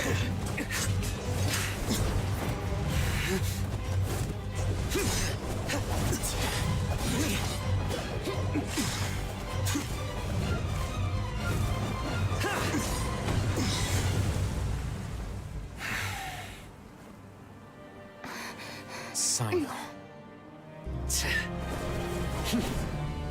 Sino. Unless my memory fails me, we have barely spoken 2 words to each other before now at the Academia. Would you care to enlighten me as to when and how I invited the General Mahamatra's wrath? Oh, do not think you can escape my judgment just because you managed to escape my attack. Judgment? So that's how you'd characterize your actions here, is it? Or would elimination perhaps be a more accurate description? Had I used my full strength, not even this traveler would have been able to stop me. Though styled like an assassination, I sought only to ensure that my target would be unable to flee or resist. Standard practice for the Matra, as well you know. Seemed to me more like your own personal touch. Who is that, Alhaitham? Did you call him General Mahamatra? Yes. General Mahamatra Sino, head of all the Matra at the Academia. He's a formidable hunter, and the ultimate nightmare for any who have committed academic crimes. You seem to have placed a lot of trust in Alhaitham, to the point of blocking an attack for him. If I were you, I'd never choose to side with him. I wouldn't believe a single word that comes out of his mouth. I have been pursuing this scribe for a long time. I urge you, stand back and do not seek to defend him any longer. Otherwise, there will be consequences. Has Alhaitham done something wrong? Hyman doesn't think he's as bad as you've made him out to be. I won't waste my breath explaining things. Alhaitham, I saw it during our fight. Take it out. The divine knowledge capsule you're hiding on your person. Unless you want me to retrieve it for myself. Very perceptive of you. Nothing escapes a Matra's senses. Wait, the divine knowledge capsule? Didn't it fall into the Matra's hands in Port Ormos? No wonder you speak with such confidence, Sino. But I must admit, I'm very curious. What does this capsule mean to you? And why, as General Mahamatra of the Academia, are you all alone in the desert? As far as I'm aware, the other Matra have been speculating about your disappearance. Have you been given a mission that's, let's say, morally dubious? If I was the real target of your mission, what was stopping you from simply using your authority and resources to judge me within the walls of the Academia?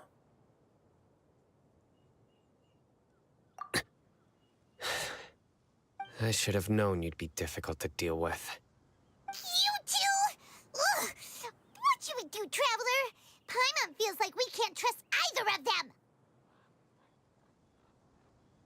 Ahem. Well, look at you Yeah. two, acting all tough and self-righteous over there. Wait, Dia?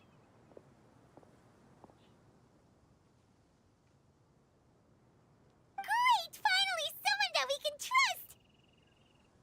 You gotta help us out here. Otherwise, these two are gonna start fighting again! Yeah, sure looks that way. Two giants from the Academia duking it out once and for all.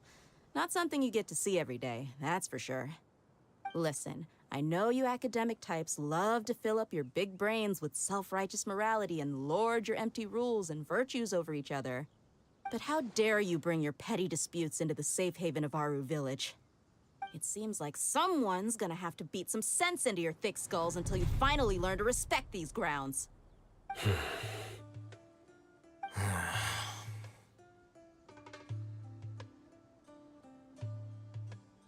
Hey, did either of you hear a word I just said? Distracted by ladies. By lady. Whoa, what's going on? The wind's so strong! Is this a sandstorm? Paimon's gonna get blown away! Another sandstorm? What's up with these recently? Hey, all of you, over here, quickly! We have to take cover! Someone's calling for us! Oh, this wind is too strong! That sounded like Candace. Come on, you two. Jeez, are all of you academia folks such hard work? Move it! All right, stop yelling. Bows.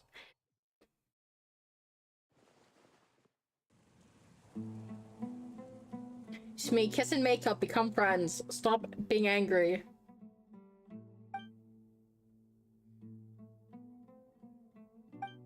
Silence. Well, this is pretty awkward. Hey, wanna play sardines with three people who wanna tear each other limb from limb? Sure, why not? Sounds fun. The air is so thick and heavy. Paimon can hardly keep floating anymore. My sincerest apologies, everyone. This is the home of our village chief. I will have to ask you to make do with this small room until the sandstorm dies down. Please, let me introduce myself. I am Candace, protector of Aru Village. Our savior has come at last! Nice to meet you, Candace. The name's Paimon. Thank you so much for helping us. There's no need to thank me. It's only right to help each other when the weather gets rough. Wow, she's so gentle Biggie, and what's caring, wrong? like a nice older sister. Unlike those guys over there. All right, now that we're all better acquainted, we should return to the topic at hand. As a guardian charged with the responsibility to protect my fellow villagers from harm, I was observing your conflict from afar, even before the sandstorm started. And now that you have set foot within Aru Village itself, it is all the more my responsibility to make absolutely sure that you pose no threat whatsoever to us. So please, have an honest and sincere conversation with one another, and put your hostile feelings to rest. If anyone dares to start anything again while they are under this roof, I will not hesitate to send them out for some quality time with the creatures of the sandstorm. Oh, on second thought, Paimon may have misjudged Candace's character. And that goes for you too, Miss Can't Dia. say. Send it Do to I me. make Send myself it to me clear? what you want to say. All right, we got it, Candace.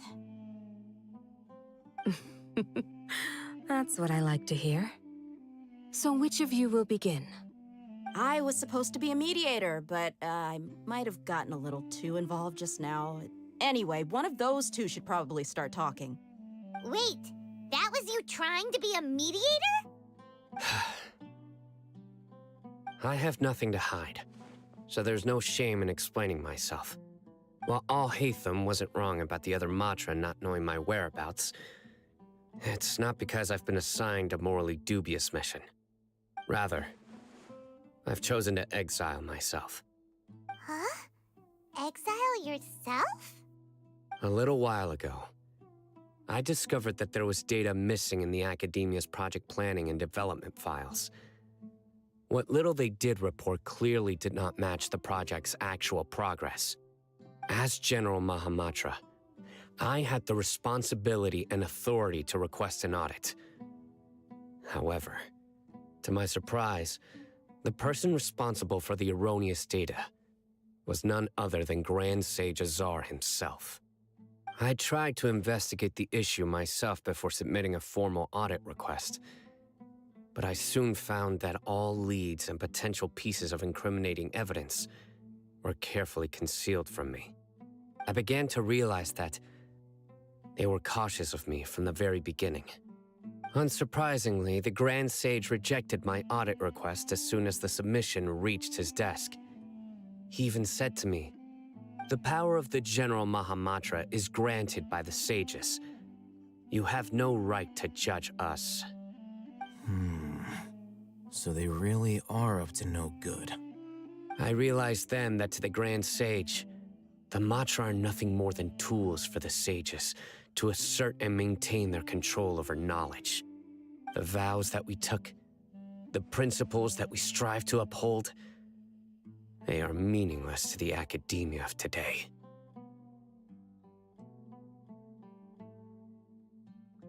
I believed it would be wise to flee the academia before the sages had a chance to take action against me. This way, they can no longer see nor predict my actions.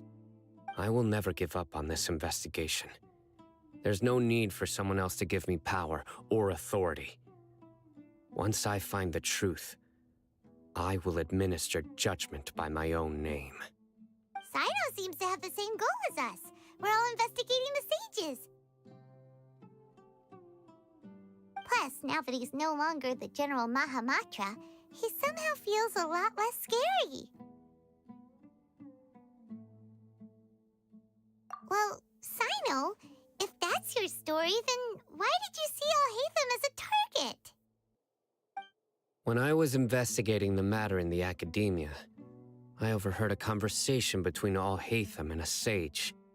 The sages asked you to investigate a blonde-haired traveler. Do you dispute this, Alhaitham? What? Like many parts of the project, this assignment was undocumented. Now throw in your suspicious behavior with the Divine Knowledge Capsule, and I think we deserve an explanation.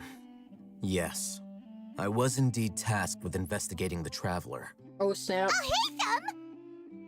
After all, the promised reward was so great that hardly any scholar could have refused. The sage told me, once you've completed this assignment, I can give you a glimpse of divine knowledge. A most enticing offer. Unfortunately, those academics don't know me at all. Their words contained one key piece of information, namely that divine knowledge indeed exists. That gave me all I needed to know. From my perspective, the sages are far from trustworthy. Think about it. Isn't it a little strange they're so willing to share divine knowledge with anyone, even as a reward? So, I began my own investigation following the lead of the Divine Knowledge Capsule. In the end, I realized my wisdom in committing to this rather than collaborating with the sages. Had I been less guarded, I probably would have ended up like that Ain al-Ahmar mercenary, incapable of remaining sane for long enough to hold a conversation. You mean that the sages originally planned to dispose of you, using one of those capsules that drive people insane? I'd already given up on the assignment by then. I only told the academia I was waiting in Port Ormos for you to appear so they wouldn't suspect anything. So it came as quite a surprise when I encountered my erstwhile target while investigating the Divine Knowledge Capsule. Criminals do love to talk about coincidences. Even though I ran into the Traveler by chance, I had no intention of providing assistance to the academia. Also, you should remember, you were the ones who decided to follow me and strike up a conversation after I left that tavern. That's true. Alhaitham helped us out at Caravan Rebot as well. Maybe he's telling the truth. I'm willing to apologize if that's worth anything to you. I took the Divine Knowledge Capsule behind your back because I judged its existence to be a significant risk. I felt that it would be best for no one to interact with it before it had been properly studied. After all, curiosity often proves to be the most dangerous thing in this land. You should be well aware, Scribe Alhaitham, that curiosity can also lead you to danger and suspicion. Answer me this. Did the sages share any information about their project with you? Have I not made myself clear? You and I are both distrusted by the academia. Do you really think they would tell me anything? Fine. Although you haven't completely proven your innocence, I won't regard you as an enemy. For now. As you wish. Good. I'm glad to see you two clearing up your misunderstandings. And now you, Dia. I believe it's your turn. Oh, sorry. Whatever the boys were talking about must have been Meow. so boring that I spaced Meow, out.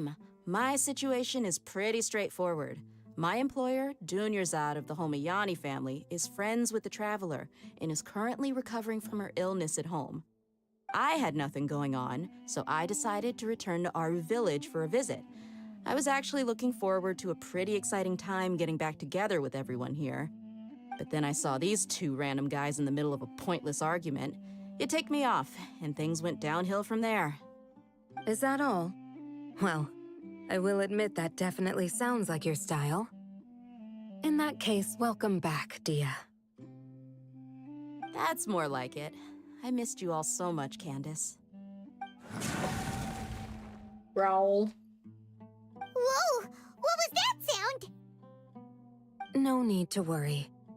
Now that you're no longer at each other's throats, please, make yourselves at home. I'll take a quick trip outside to clear out some of those creatures in the sandstorm. Creatures? In the sandstorm? Are you sure you don't want some backup? Fighting in a sandstorm is not for the faint-hearted. Anyone without extensive training in these conditions is at a disadvantage. You needn't worry. Yeah, just leave him to Candace. Don't worry, she's as tough as they come. Yuri?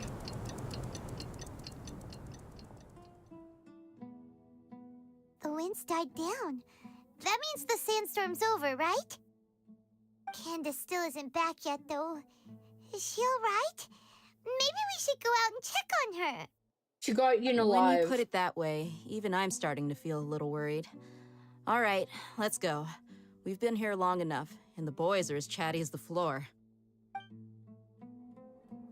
Alright, before we do that, I'm gonna use the washroom. You guys are going to stare at Columbina, tell her she's pretty and whatnot.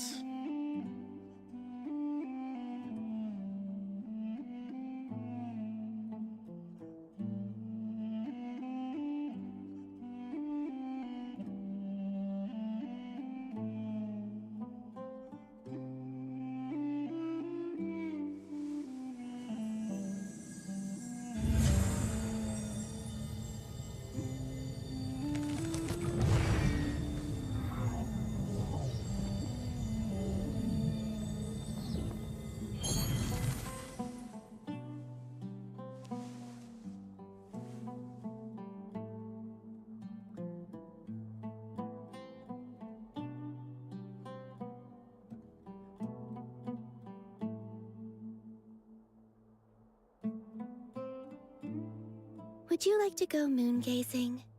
You can sit in my rocking chair and admire the view. Or we could go to the moon and gaze down at Tefat. Whatever you prefer.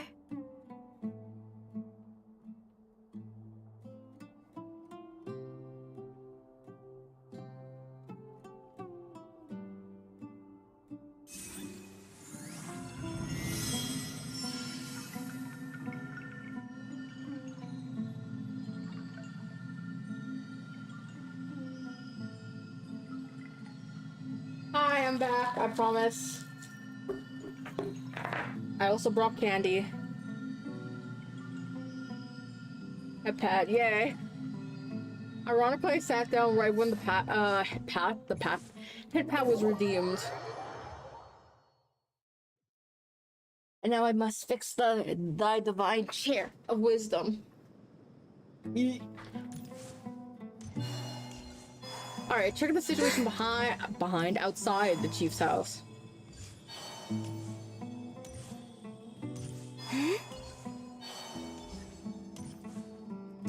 Oh, was it so far?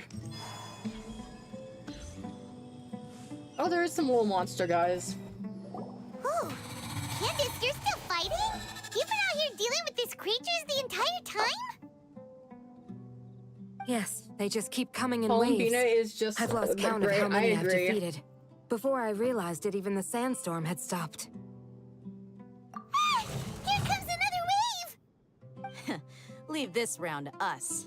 I got interrupted earlier, but now I have something to take my anger out on. No anger.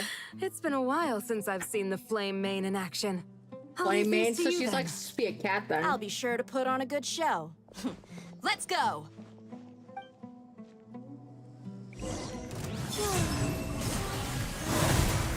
No more lies. Seek within. It all adds up. No more lies. Here comes another wave! When are they ever gonna let up?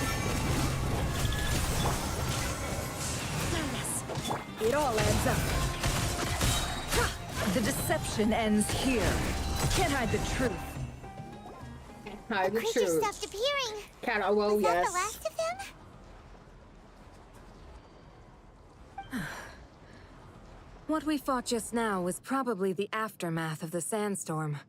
So we should be safe for the time being. Well fought, everyone. No injuries, I hope. Huh? Who are you? My apologies. I haven't had a chance to greet you yet. I had my hands full taking care of the village's elderly and children. I am the chief of Aru village. Everyone usually calls me Uncle Anpu. Sir, I am also originally from the desert, but I have not been back for some time now. May I ask if such sandstorms are common? I can't say they've always been common, but recently the storms have become increasingly severe and frequent. Besides sandstorms, we also occasionally get earthquakes. According to an investigator who stayed in the village a while ago, these unusual natural phenomena are related to the withering of Irminsul. Another effect of Irminsul's withering. So, Irminsul's withering causes withering zones in the forest, and sandstorms and earthquakes here in the desert? Everything in the natural world is inextricably connected to Irminsul. These regional symptoms can indeed be a reflection of Irminsul's present state. Everyone in Aru village needs to take good care of themselves.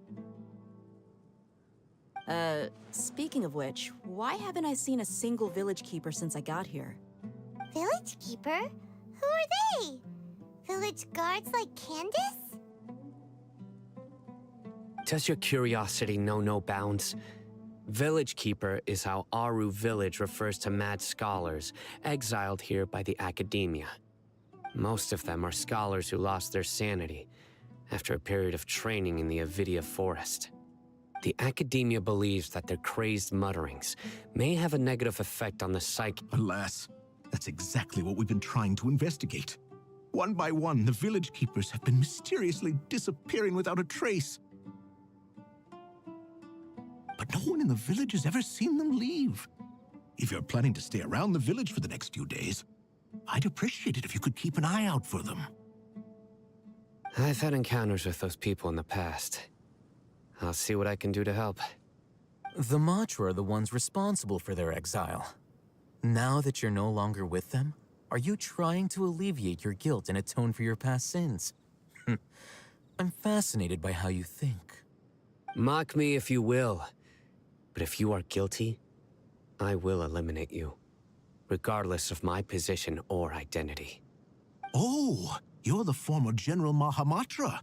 You must be an expert in these kind of investigations. Is it because you're reminded of Hypatia? Oh, these poor scholars. First they lose their sanity, now this! We need to help get them back home, safe and sound. But, is it really a good idea to tag along with Sino? I'll be grateful for the assistance. No doubt you will do a better job than some of my former subordinates. Let's start by finding a spot to share what we know so far.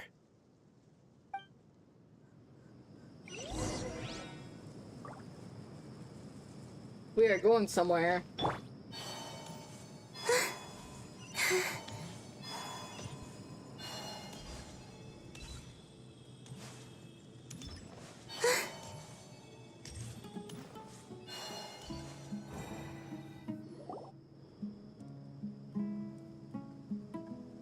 Although I've sent myself into exile, I'm still doing essentially the same things as before. Do you still have any questions for me before we start our investigation? One of my former subordinates told me that this title has its origins in a strange incident. The Academia has long exiled mad scholars to Aru Village. A mysterious phenomenon exists here. When mad scholars first arrive, they are as incoherent and deranged as before. But after spending some time here, they invariably begin to calm down. Initially, the people of Aru Village greatly resented having to take in the mad scholars. But a strange incident one night changed that. Aru Village was struck by the strongest earthquake in living memory. Seeing buildings on the verge of collapse all around him, the then chief of the village was preparing to take everyone to safety. Suddenly, he noticed a mad scholar crouching in a corner, caressing the ground with his hands. A soft, green light radiated from him, like a divine glow against the backdrop of night. Despite the powerful tremors that ripped through the ground that night, all the houses remained upright, almost as if they had grown roots reaching deep into the ground. In the end, not a single building collapsed, and no one was hurt. After that, the people of Aru Village treated the mad scholars with greater kindness, and began to refer to them as the village keepers. A soft green light? A mad scholar protecting Aru Village? What do you make of it, Traveler? Paimon thinks so too. Actually, Sino, do you know if any of the mad scholars continued to wear their Akasha terminals at Aru Village? In theory, they would continue wearing them so the Academia could still monitor their activities. With that said, the main Akasha system would no longer have any interaction with them. Oh, no wonder! Everything makes sense then! Add in the fact that they calmed down, it was probably Nahida who calmed them. If you are able to draw a conclusion from this one story alone, then it appears you possess much more information than I do. So, what do you make of the story? Really? Lesser Lord Kusanali. What? You don't believe us? Lesser Lord Kusanali was definitely using the Akasha to give her power to the mad scholars! No, it's not so much that I don't believe you. I'm just struck by your reasoning. Lesser Lord Kusanali, the current Dendro Archon, is she really active in Sumeru? The Academia has always placed far greater importance on the late Greater Lord Rukkhadevata. They've more or less ignored Lesser Lord Kusanali, and I've never had any reason to doubt their views. In addition, I've never heard any stories about Lesser Lord Kusanali and her deeds. To me, she might as well have been a god that never existed. No way! Nahida definitely exists! She's a... How should Paimon put it? She's a good Archon who's kind and wise. Even if she says weird stuff sometimes. I've spent many years interrogating criminals, so I can easily tell when someone is lying. Good! Then you should know that we're telling the truth. That look in your eyes. I've never seen that from a liar. You two really must have met Lesser Lord Kusanali. How can this be? To think, our Archon has been amongst us this entire time. All right, now it's our turn to put our skills to good use for this investigation. But easier said than done, especially since we don't have any leads. Maybe we can start by knocking on some doors. Knocks on door, becomes solicitor. Excuse me, are you here to help me find my grandpa? No. Huh? Who are you? By the sounds of it, a resident of this village. My name is Isak. You'll help me find my grandpa, right? No. Is your grandpa a mad scholar? Hey, don't say that. Grandpa is just Grandpa. Why do you have to call him that? It's not like he's a bad person or anything. The person you're referring to is not a local, yet you are. Why do you call him Grandpa? Grandpa is just Grandpa. He's my family. I heard everything you said to the village chief. Please, you gotta take me with you. I want to find my grandpa.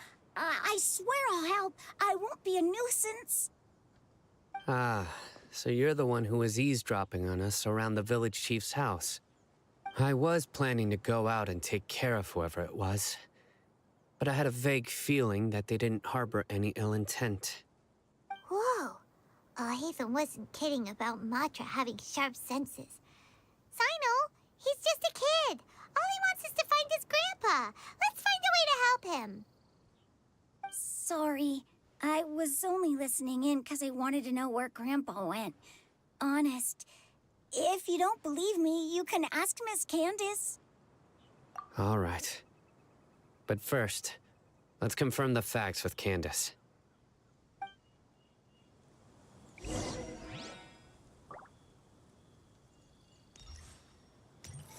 Where is she? She is up here.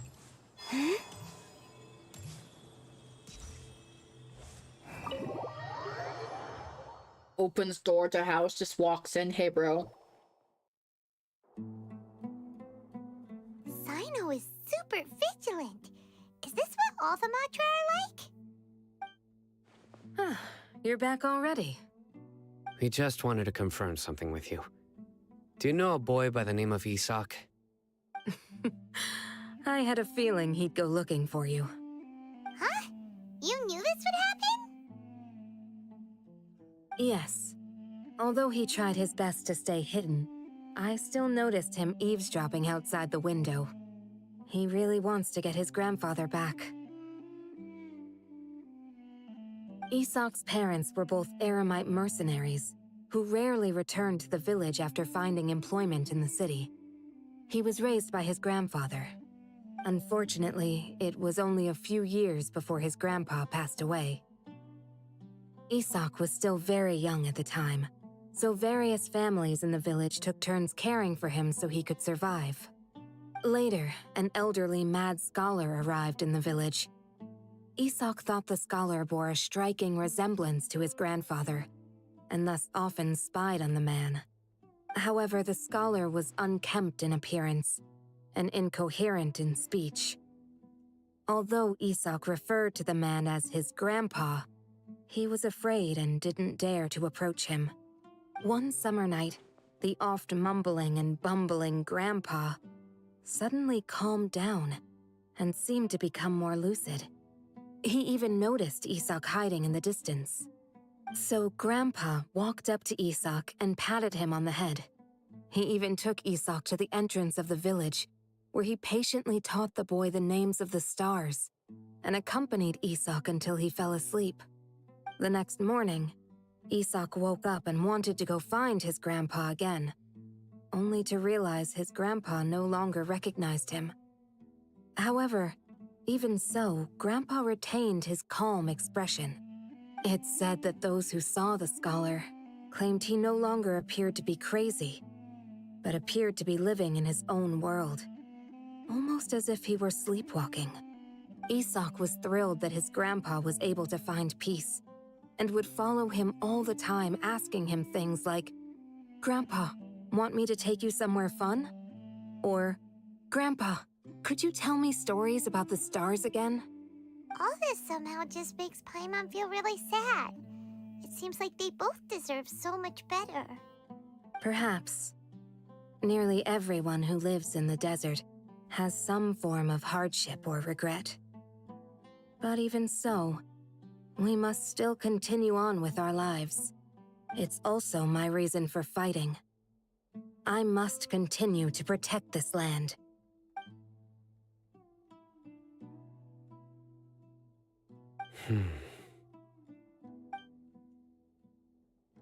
Maybe the people have always had a considerate god watching over them. Huh? What did you say, Sino? No, nothing. As long as Esau keeps his word and doesn't get in our way, we can take him along. Perhaps you are more compassionate than I gave you credit for. Please accept my thanks on Isak's behalf, Sino.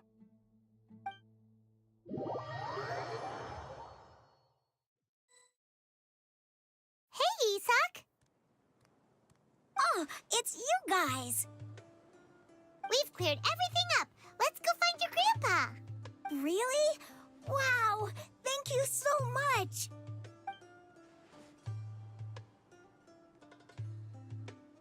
Yeah! All right. Let's ask the local residents some questions first. Quest complete.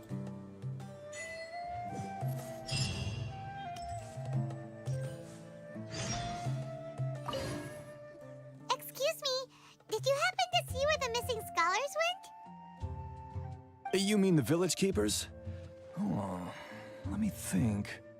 When I was eating dinner the other day, I saw one of them by the side of the road, muttering away and eating mushrooms and tree roots. They shouldn't go around eating that kind of stuff. Okay. Did you notice anything else? Anything else? No, I think that's all I have to tell you. Sorry.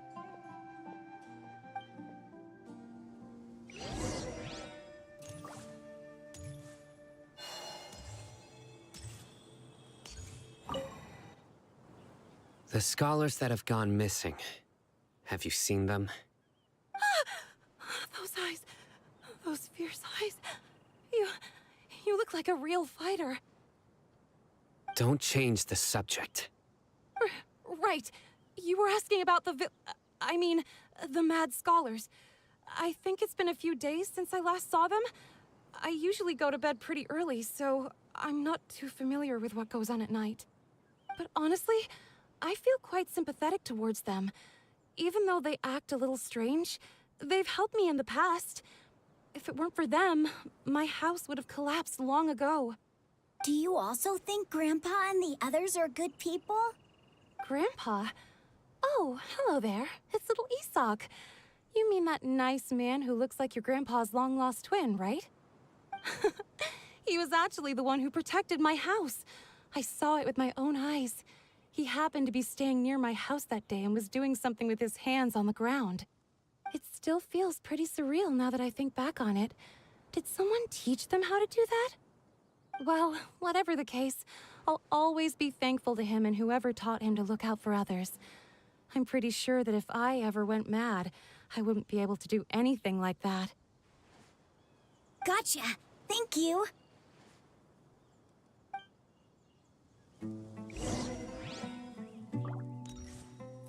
Now we're going somewhere else. 50 meters.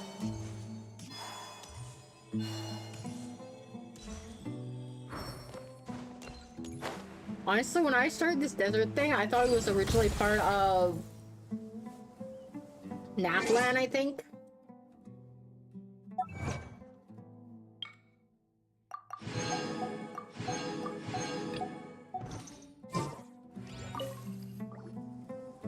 Sir, have you seen my grandpa recently?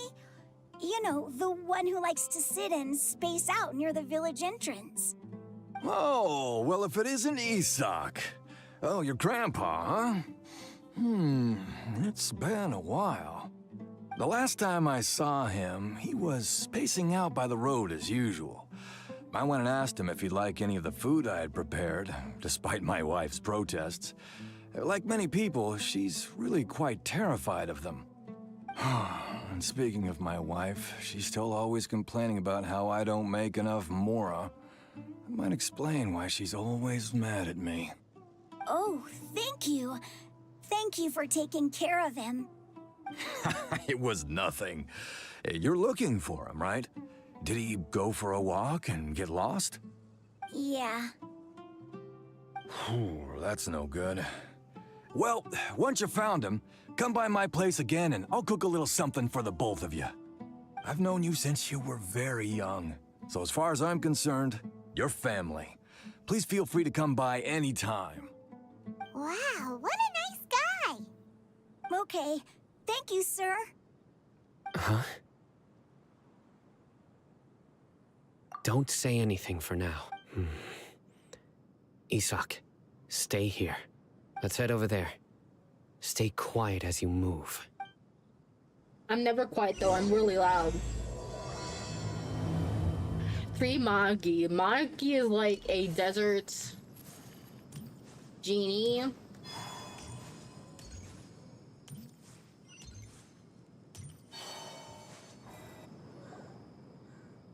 Listen, see if you can make out what they're saying. Have you heard? The mighty King Deshret, the sovereign of our faith, will soon return to this world.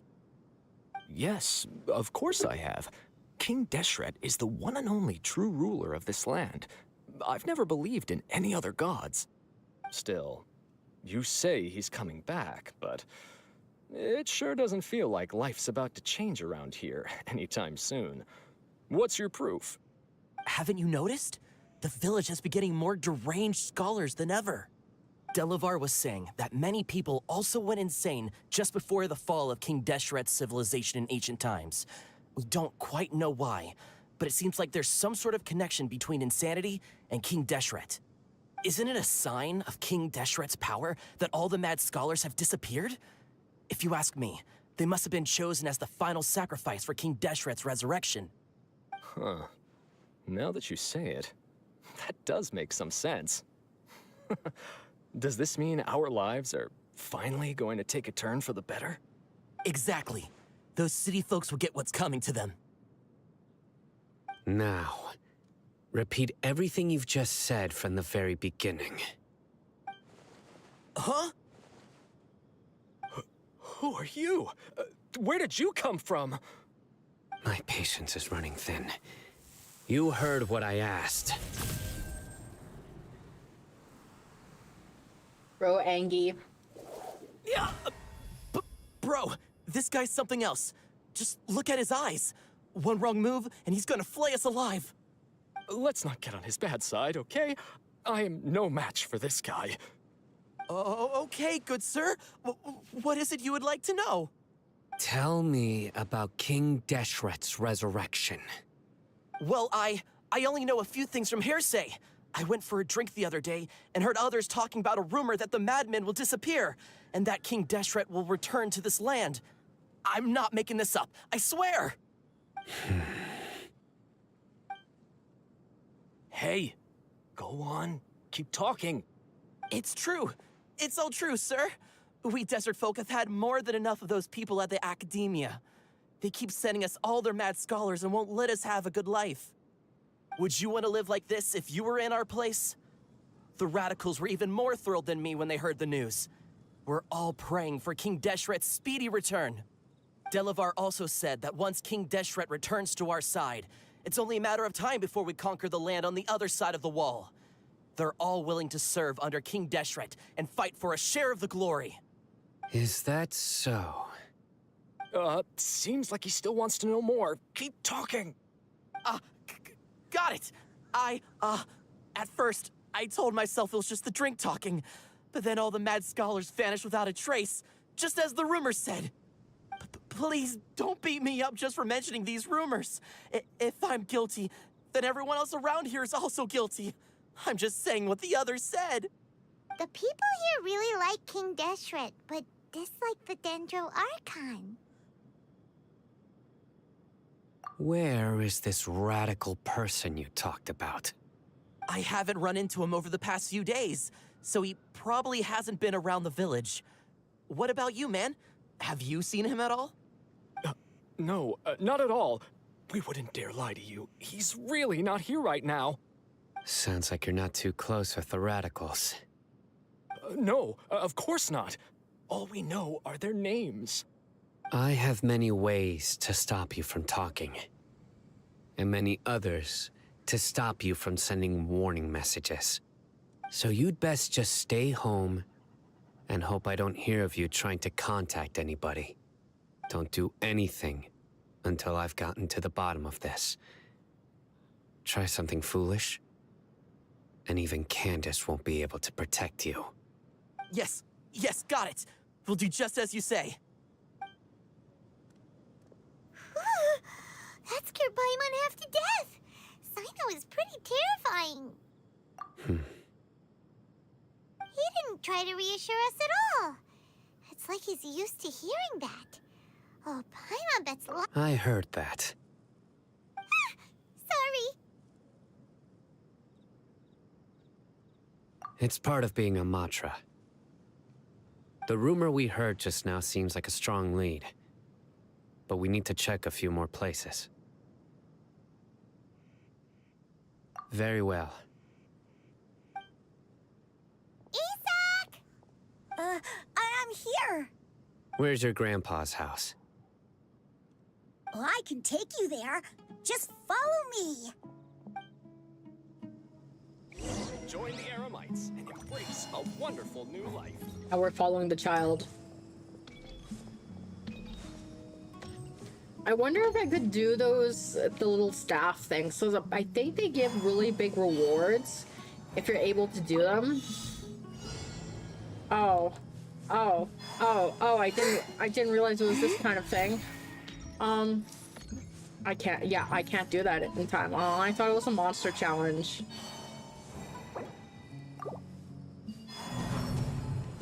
Where's the kid?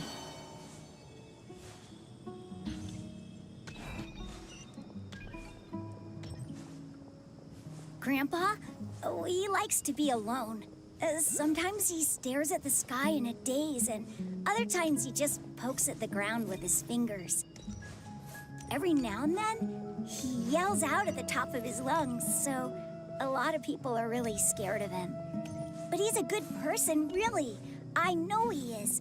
I swear, he's just like my real grandpa. Well, why is his house deep in here? Wait.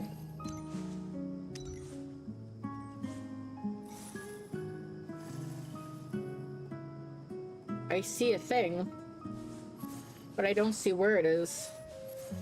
I think it could be in there.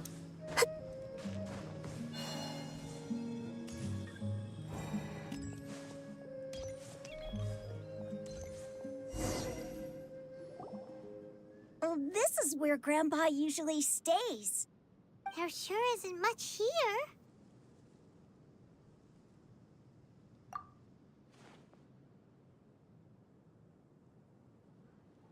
No. Incense? Please don't say it's the same one as before. But are you okay? Are you getting dizzy or need to lie down?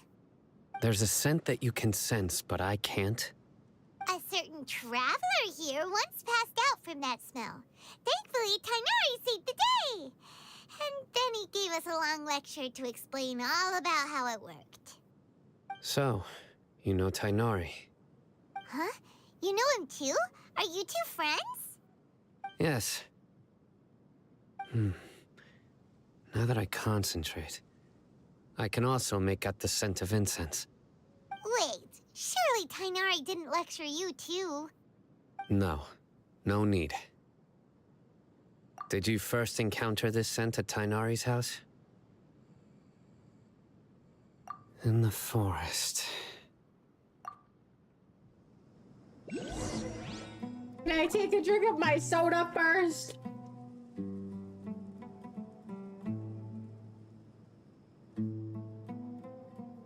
Alright, I want to go look for the Dendroculuses real quick. Unboop snoot. What's that supposed to mean? Oh, there it is. It's right there.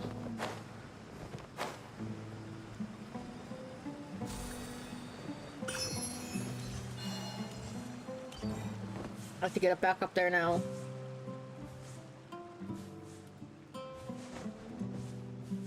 Good question. I just know you don't like boobs. I don't mind being booped, but I'm just deadly confused now.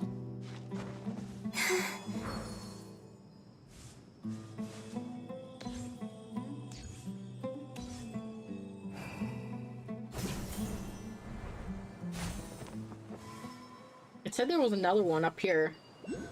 Oh. The sand is cool and comfortable to walk on at night. Oh, she died!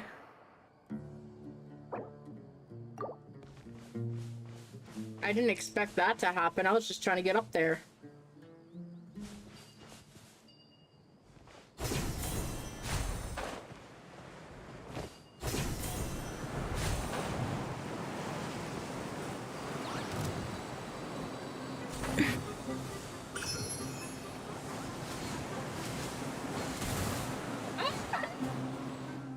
The riddle remains unsolved.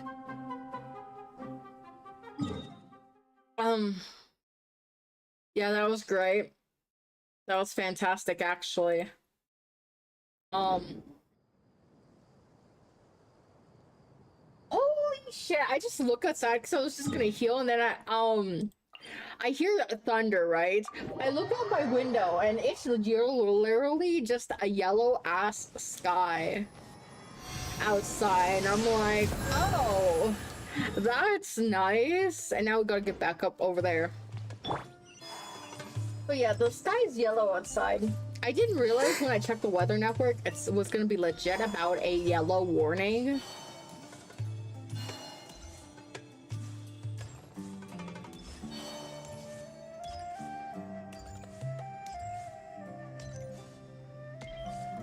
But anyways, I got the 2 Dendroculuses, so it's a win-win. Well, win-lose, it just dies.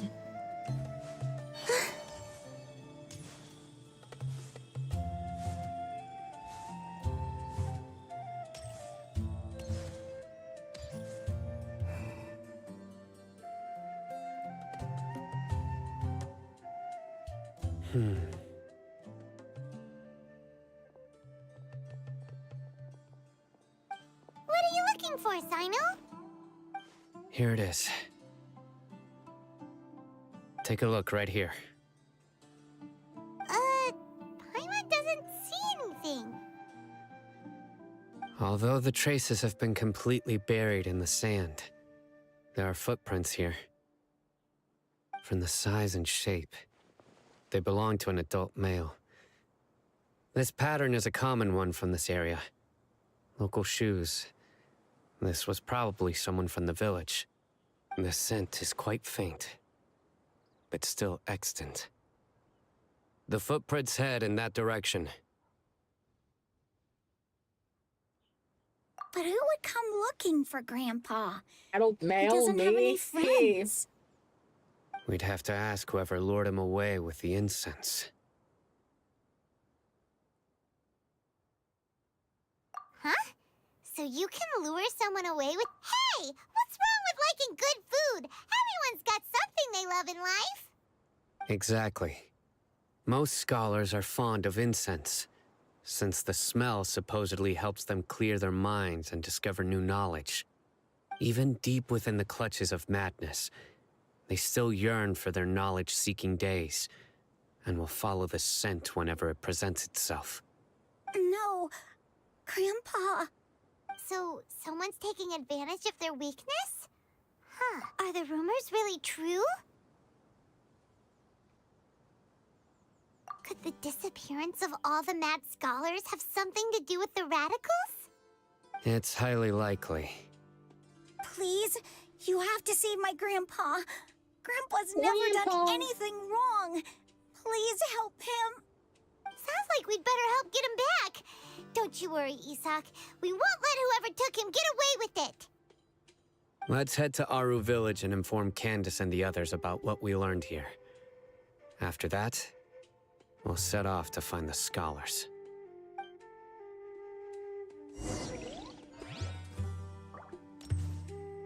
Now we must wander all the way back.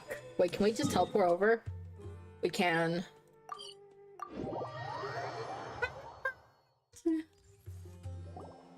Right. The dark fabric definitely looks a lot better. That'd be my choice, too.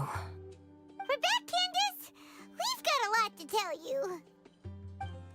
Ah, welcome back. Sounds like everyone's friends already. Oh, Dia's here too! You bet. So, everything goes smoothly? Reasonably. Alhaitham didn't go with you? We haven't seen him at all. Huh. I saw him around the village entrance earlier and figured he was investigating with you. I guess he must have gone off on his own. Did you find out anything useful?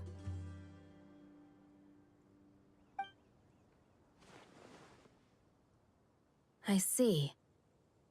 So, someone used a kind of incense to lead the exiled scholars away from the village.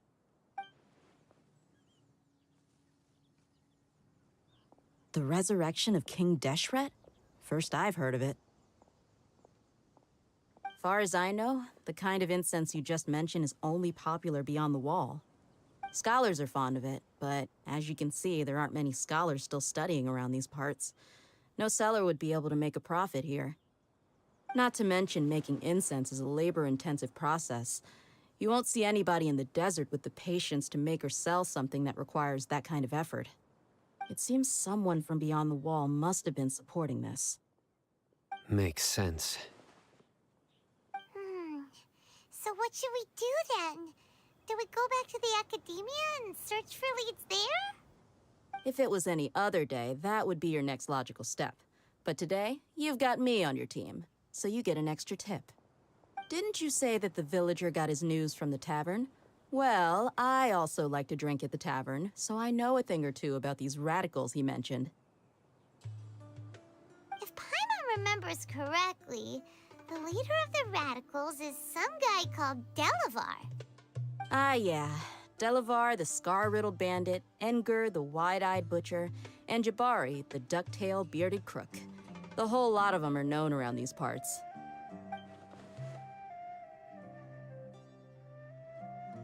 These guys have one thing in common, and that's being broke. The rougher life gets, the more they want to believe in King Deshret. Way they see it, King Deshret's resurrection is their only chance at overthrowing the academia. Throwing all of Sumeru into chaos is the only way to change the way of life here in the desert. Anyway, that's my guess why they've chosen to become radicals. Tia! You're amazing! You really know this place inside and out!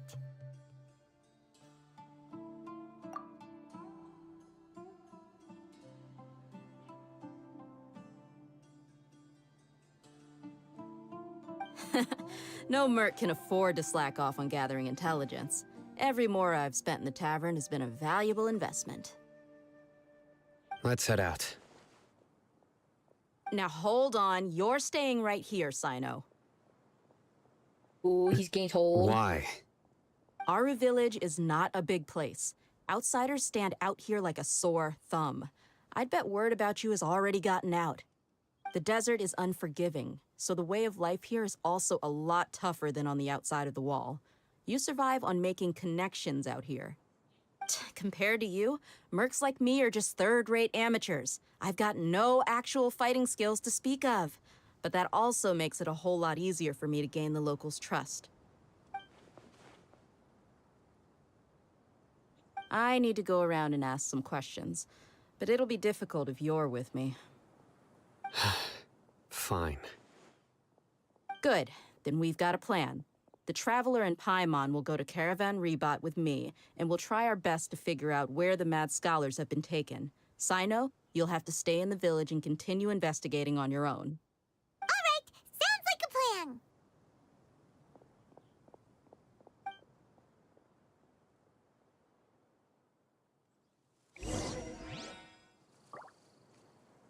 Alright, where are we going?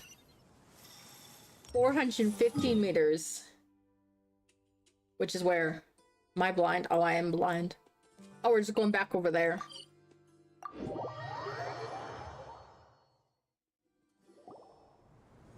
Well, here we are again. Sounds like you're starting to get familiar with the area. Paimon's amazed every time we see the wall of Samiel. How can a wall this tall even exist? It's almost unreal. I know what you mean. I had the same question every time I walked this way when I was a kid. Also, why is this high wall here? And can a wall really block sandstorms? Water! Hydrate, okay.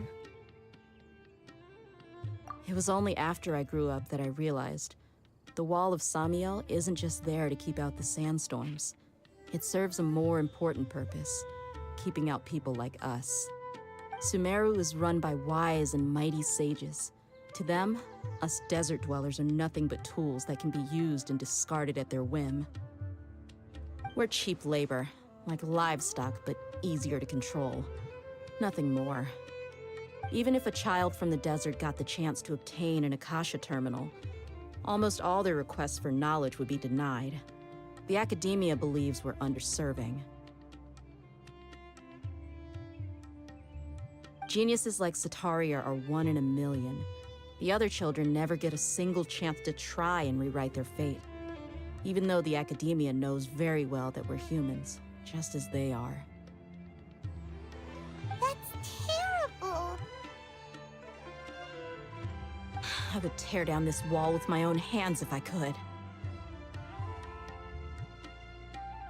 Hey, Dia. You're not thinking about doing anything scary, are you? No, not at all. This place just gets me thinking, that's all. Besides, we're here to procure information, aren't we? Yep, we gotta catch those... Shh. Caravan Rebot is crawling with people, so be careful what you say. We don't want anyone to find out what we're here for. Our mission started the moment we arrived here. Let's go check out the tavern. Maybe we'll find someone I know.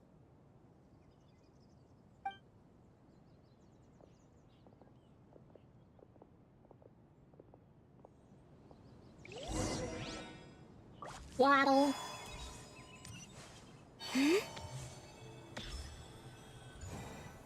Just our We're luck. here. None of them are here today. You mean, you don't see anyone you know? Dia, is that you? Moonie, that's my name. Hello. What a coincidence. You here for a drink too? Zaki. How's you? I'm Fluffy. Finally, How's a friendly you? face. Oh, and who do you have with you here? Guests from another land? Hello, hello. I'm Hello. Zaki. Dia's, how would you put it? Drinking buddy? We've had drinks together a few times. You could say we go back a ways. Anyway, as far as my friends here, they aren't too shabby, are they? You rarely see any Outlanders so friendly and respectful nowadays. Absolutely. Much better than those people on the other side of the wall. So, Dia, are you looking for someone? Yeah. Have you seen Enger, Delavar, or Jabari recently? Of course I have. Matter of fact, we were all here drinking together just a few days ago. I've got a spice trading deal from another nation. I thought maybe Delavar and his friends might be interested. Know where I could find him? Ah, how thoughtful of you. Then I assume you also know that Delavar's been having a hard time making ends meet these days, so you came here to help him out? Hey, keep it down. Let's just say I prefer to keep this deal a secret. Y'all at Caravan Rebot are like family. If there's more to be made, why not do it together? Besides, Delavar and his friends have muscle. They'd be a good fit for escorting the goods. Yes, how considerate of you. Delavar's my friend too, so of course I can take you to him. Come with me.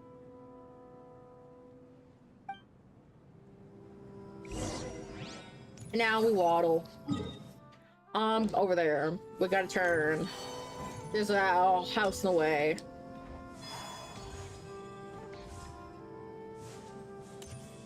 I would go somewhere. You walk into a house.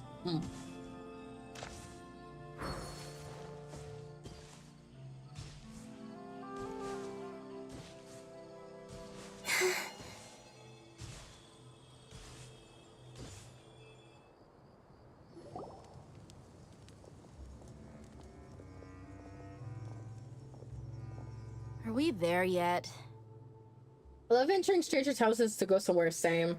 Yep, this That is the sounds place. so creepy. This place is practically deserted. What are they doing in a place like this?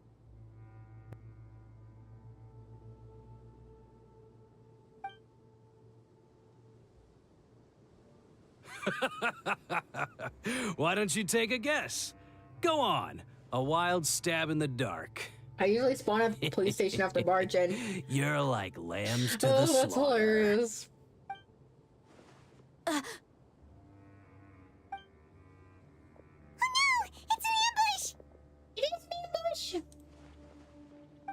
What's this all about, Zaki? Come on, Dia. You really think we didn't hear about what you said back in Aru village? The boys have kept a close eye on you from the moment you set foot there. Not only do I know that you're looking for Delavar, I also know that you've teamed up with people from the academia to look for the missing scholars. So, you've been watching us from the very beginning? Uh-oh. Paimon knew leaving Sino behind was a mistake! And you left the strongest one in the village, didn't you? Who do you think you are? You really thought we'd fall for your little business deal nonsense? So you and Delavar have been partners all along. Dia, I guess it's only natural for a traveling mercenary like you to be out of the loop. Those of us who hang around the tavern have stronger bonds than you think. But you got one thing right. We're all looking forward to an uprising in Sumeru. There's nothing more we'd like to see than the desert folk overthrowing the academia. If that's the case, then I'm sure Delavar wouldn't miss a second of it. I'll be honest with you. If it weren't for what you said in the village, your little monologue about the Wall of Samio would have convinced me that you're one of us. Delavar. And Engar, you're here too, huh? Long time no see, Miss Mercenary. You should have known the traitors are what us followers of King Deshret despise the most. Dia, I thought that you, a fellow desert dweller, would understand why King Deshret is greater than the Dendro Archon. Little did I know, you don't deserve to join us. Yeah, gee, what a missed opportunity. Adopting radical views and kidnapping innocent scholars, all because of some baseless rumors. Anything else I'm missing out on? See? There you have it. Mercenaries are just a bunch of faithless scum with only one thing on their minds. Mora. Pathetic. You're all like a pack of street rats. You're not wrong. Mercenaries are driven by Mora, and my faith lies with whoever's paying me. As long as there's a profit to be made, anyone can become my friend. Enough talking! Get him!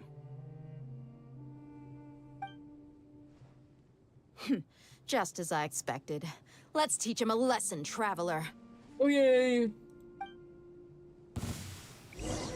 Following orders. No more love.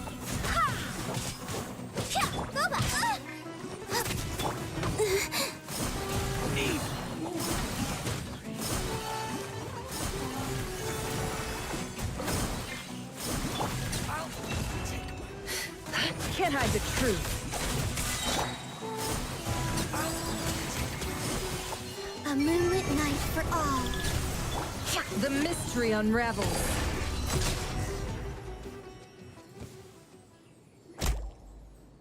Impossible! How could you?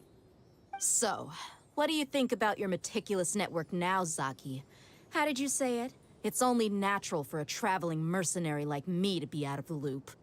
I'm guessing your informant told you that I'm just an incompetent merc with no real fighting skills, correct? I mean, that is what I said after all.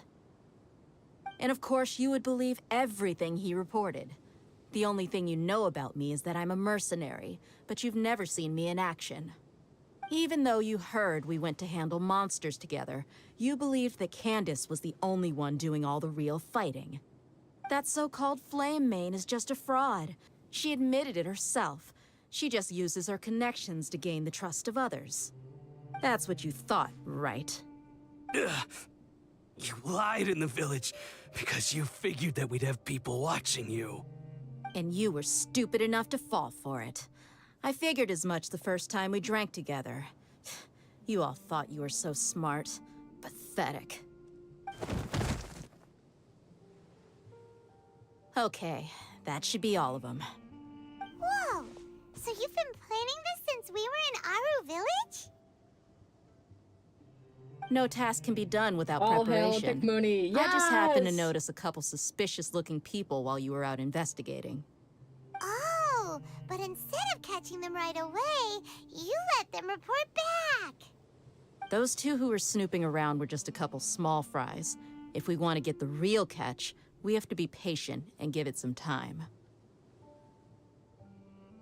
Oh, you mean the funny name she mentioned back in Uncle Ampu's house? Oh, The wide-eyed butcher, scar-riddled bandit, Paimon can't remember them all. That's just a bunch of drunk talk. Engar and Delavar like to talk themselves up when they're drinking. Engar, the wide-eyed butcher, and Delavar, the scar-riddled bandit, are the nicknames they came up with for themselves. Alcohol has a way of making people share what they really think. So Engar and Delavar are always rambling in the tavern about how King Deshret is a superior deity. What about Zaki? He's just a numbskull who fell right into our trap. Zaki was probably the best hidden of them all. My initial plan was to find Delavar first, and then try to track him down. That's what you wanted to ask when we were at Uncle Anpu's house, right? Jabari is one of the villagers you talked to. You know, the one who wanted to treat Isak and his grandpa to some food. Wait, so he's a radical too? No, he isn't. I just needed to tack on a random villager name to make the eavesdropper think that I was making some wild guesses based on my impressions. Wow, what a genius idea! Well, that's an expert mercenary for you. Ah, you're too kind. It was straight from the usual playbook, if I'm honest. So, that thing you were saying before, is it really true? Hmm? About what? About how mercenaries only care about Mora, and that anyone's a friend as long as there's a profit. Does that bother you? What makes you so sure? Dia, do you dislike the Dendro Archon like the other desert folk? You two are pretty sharp. No, I don't have anything against the Dendro Archon. I've heard a lot of nice things about the Lesser Lord from Dunyarzad. I can understand her devotion and gratitude. Dunyarzad's just an ordinary person.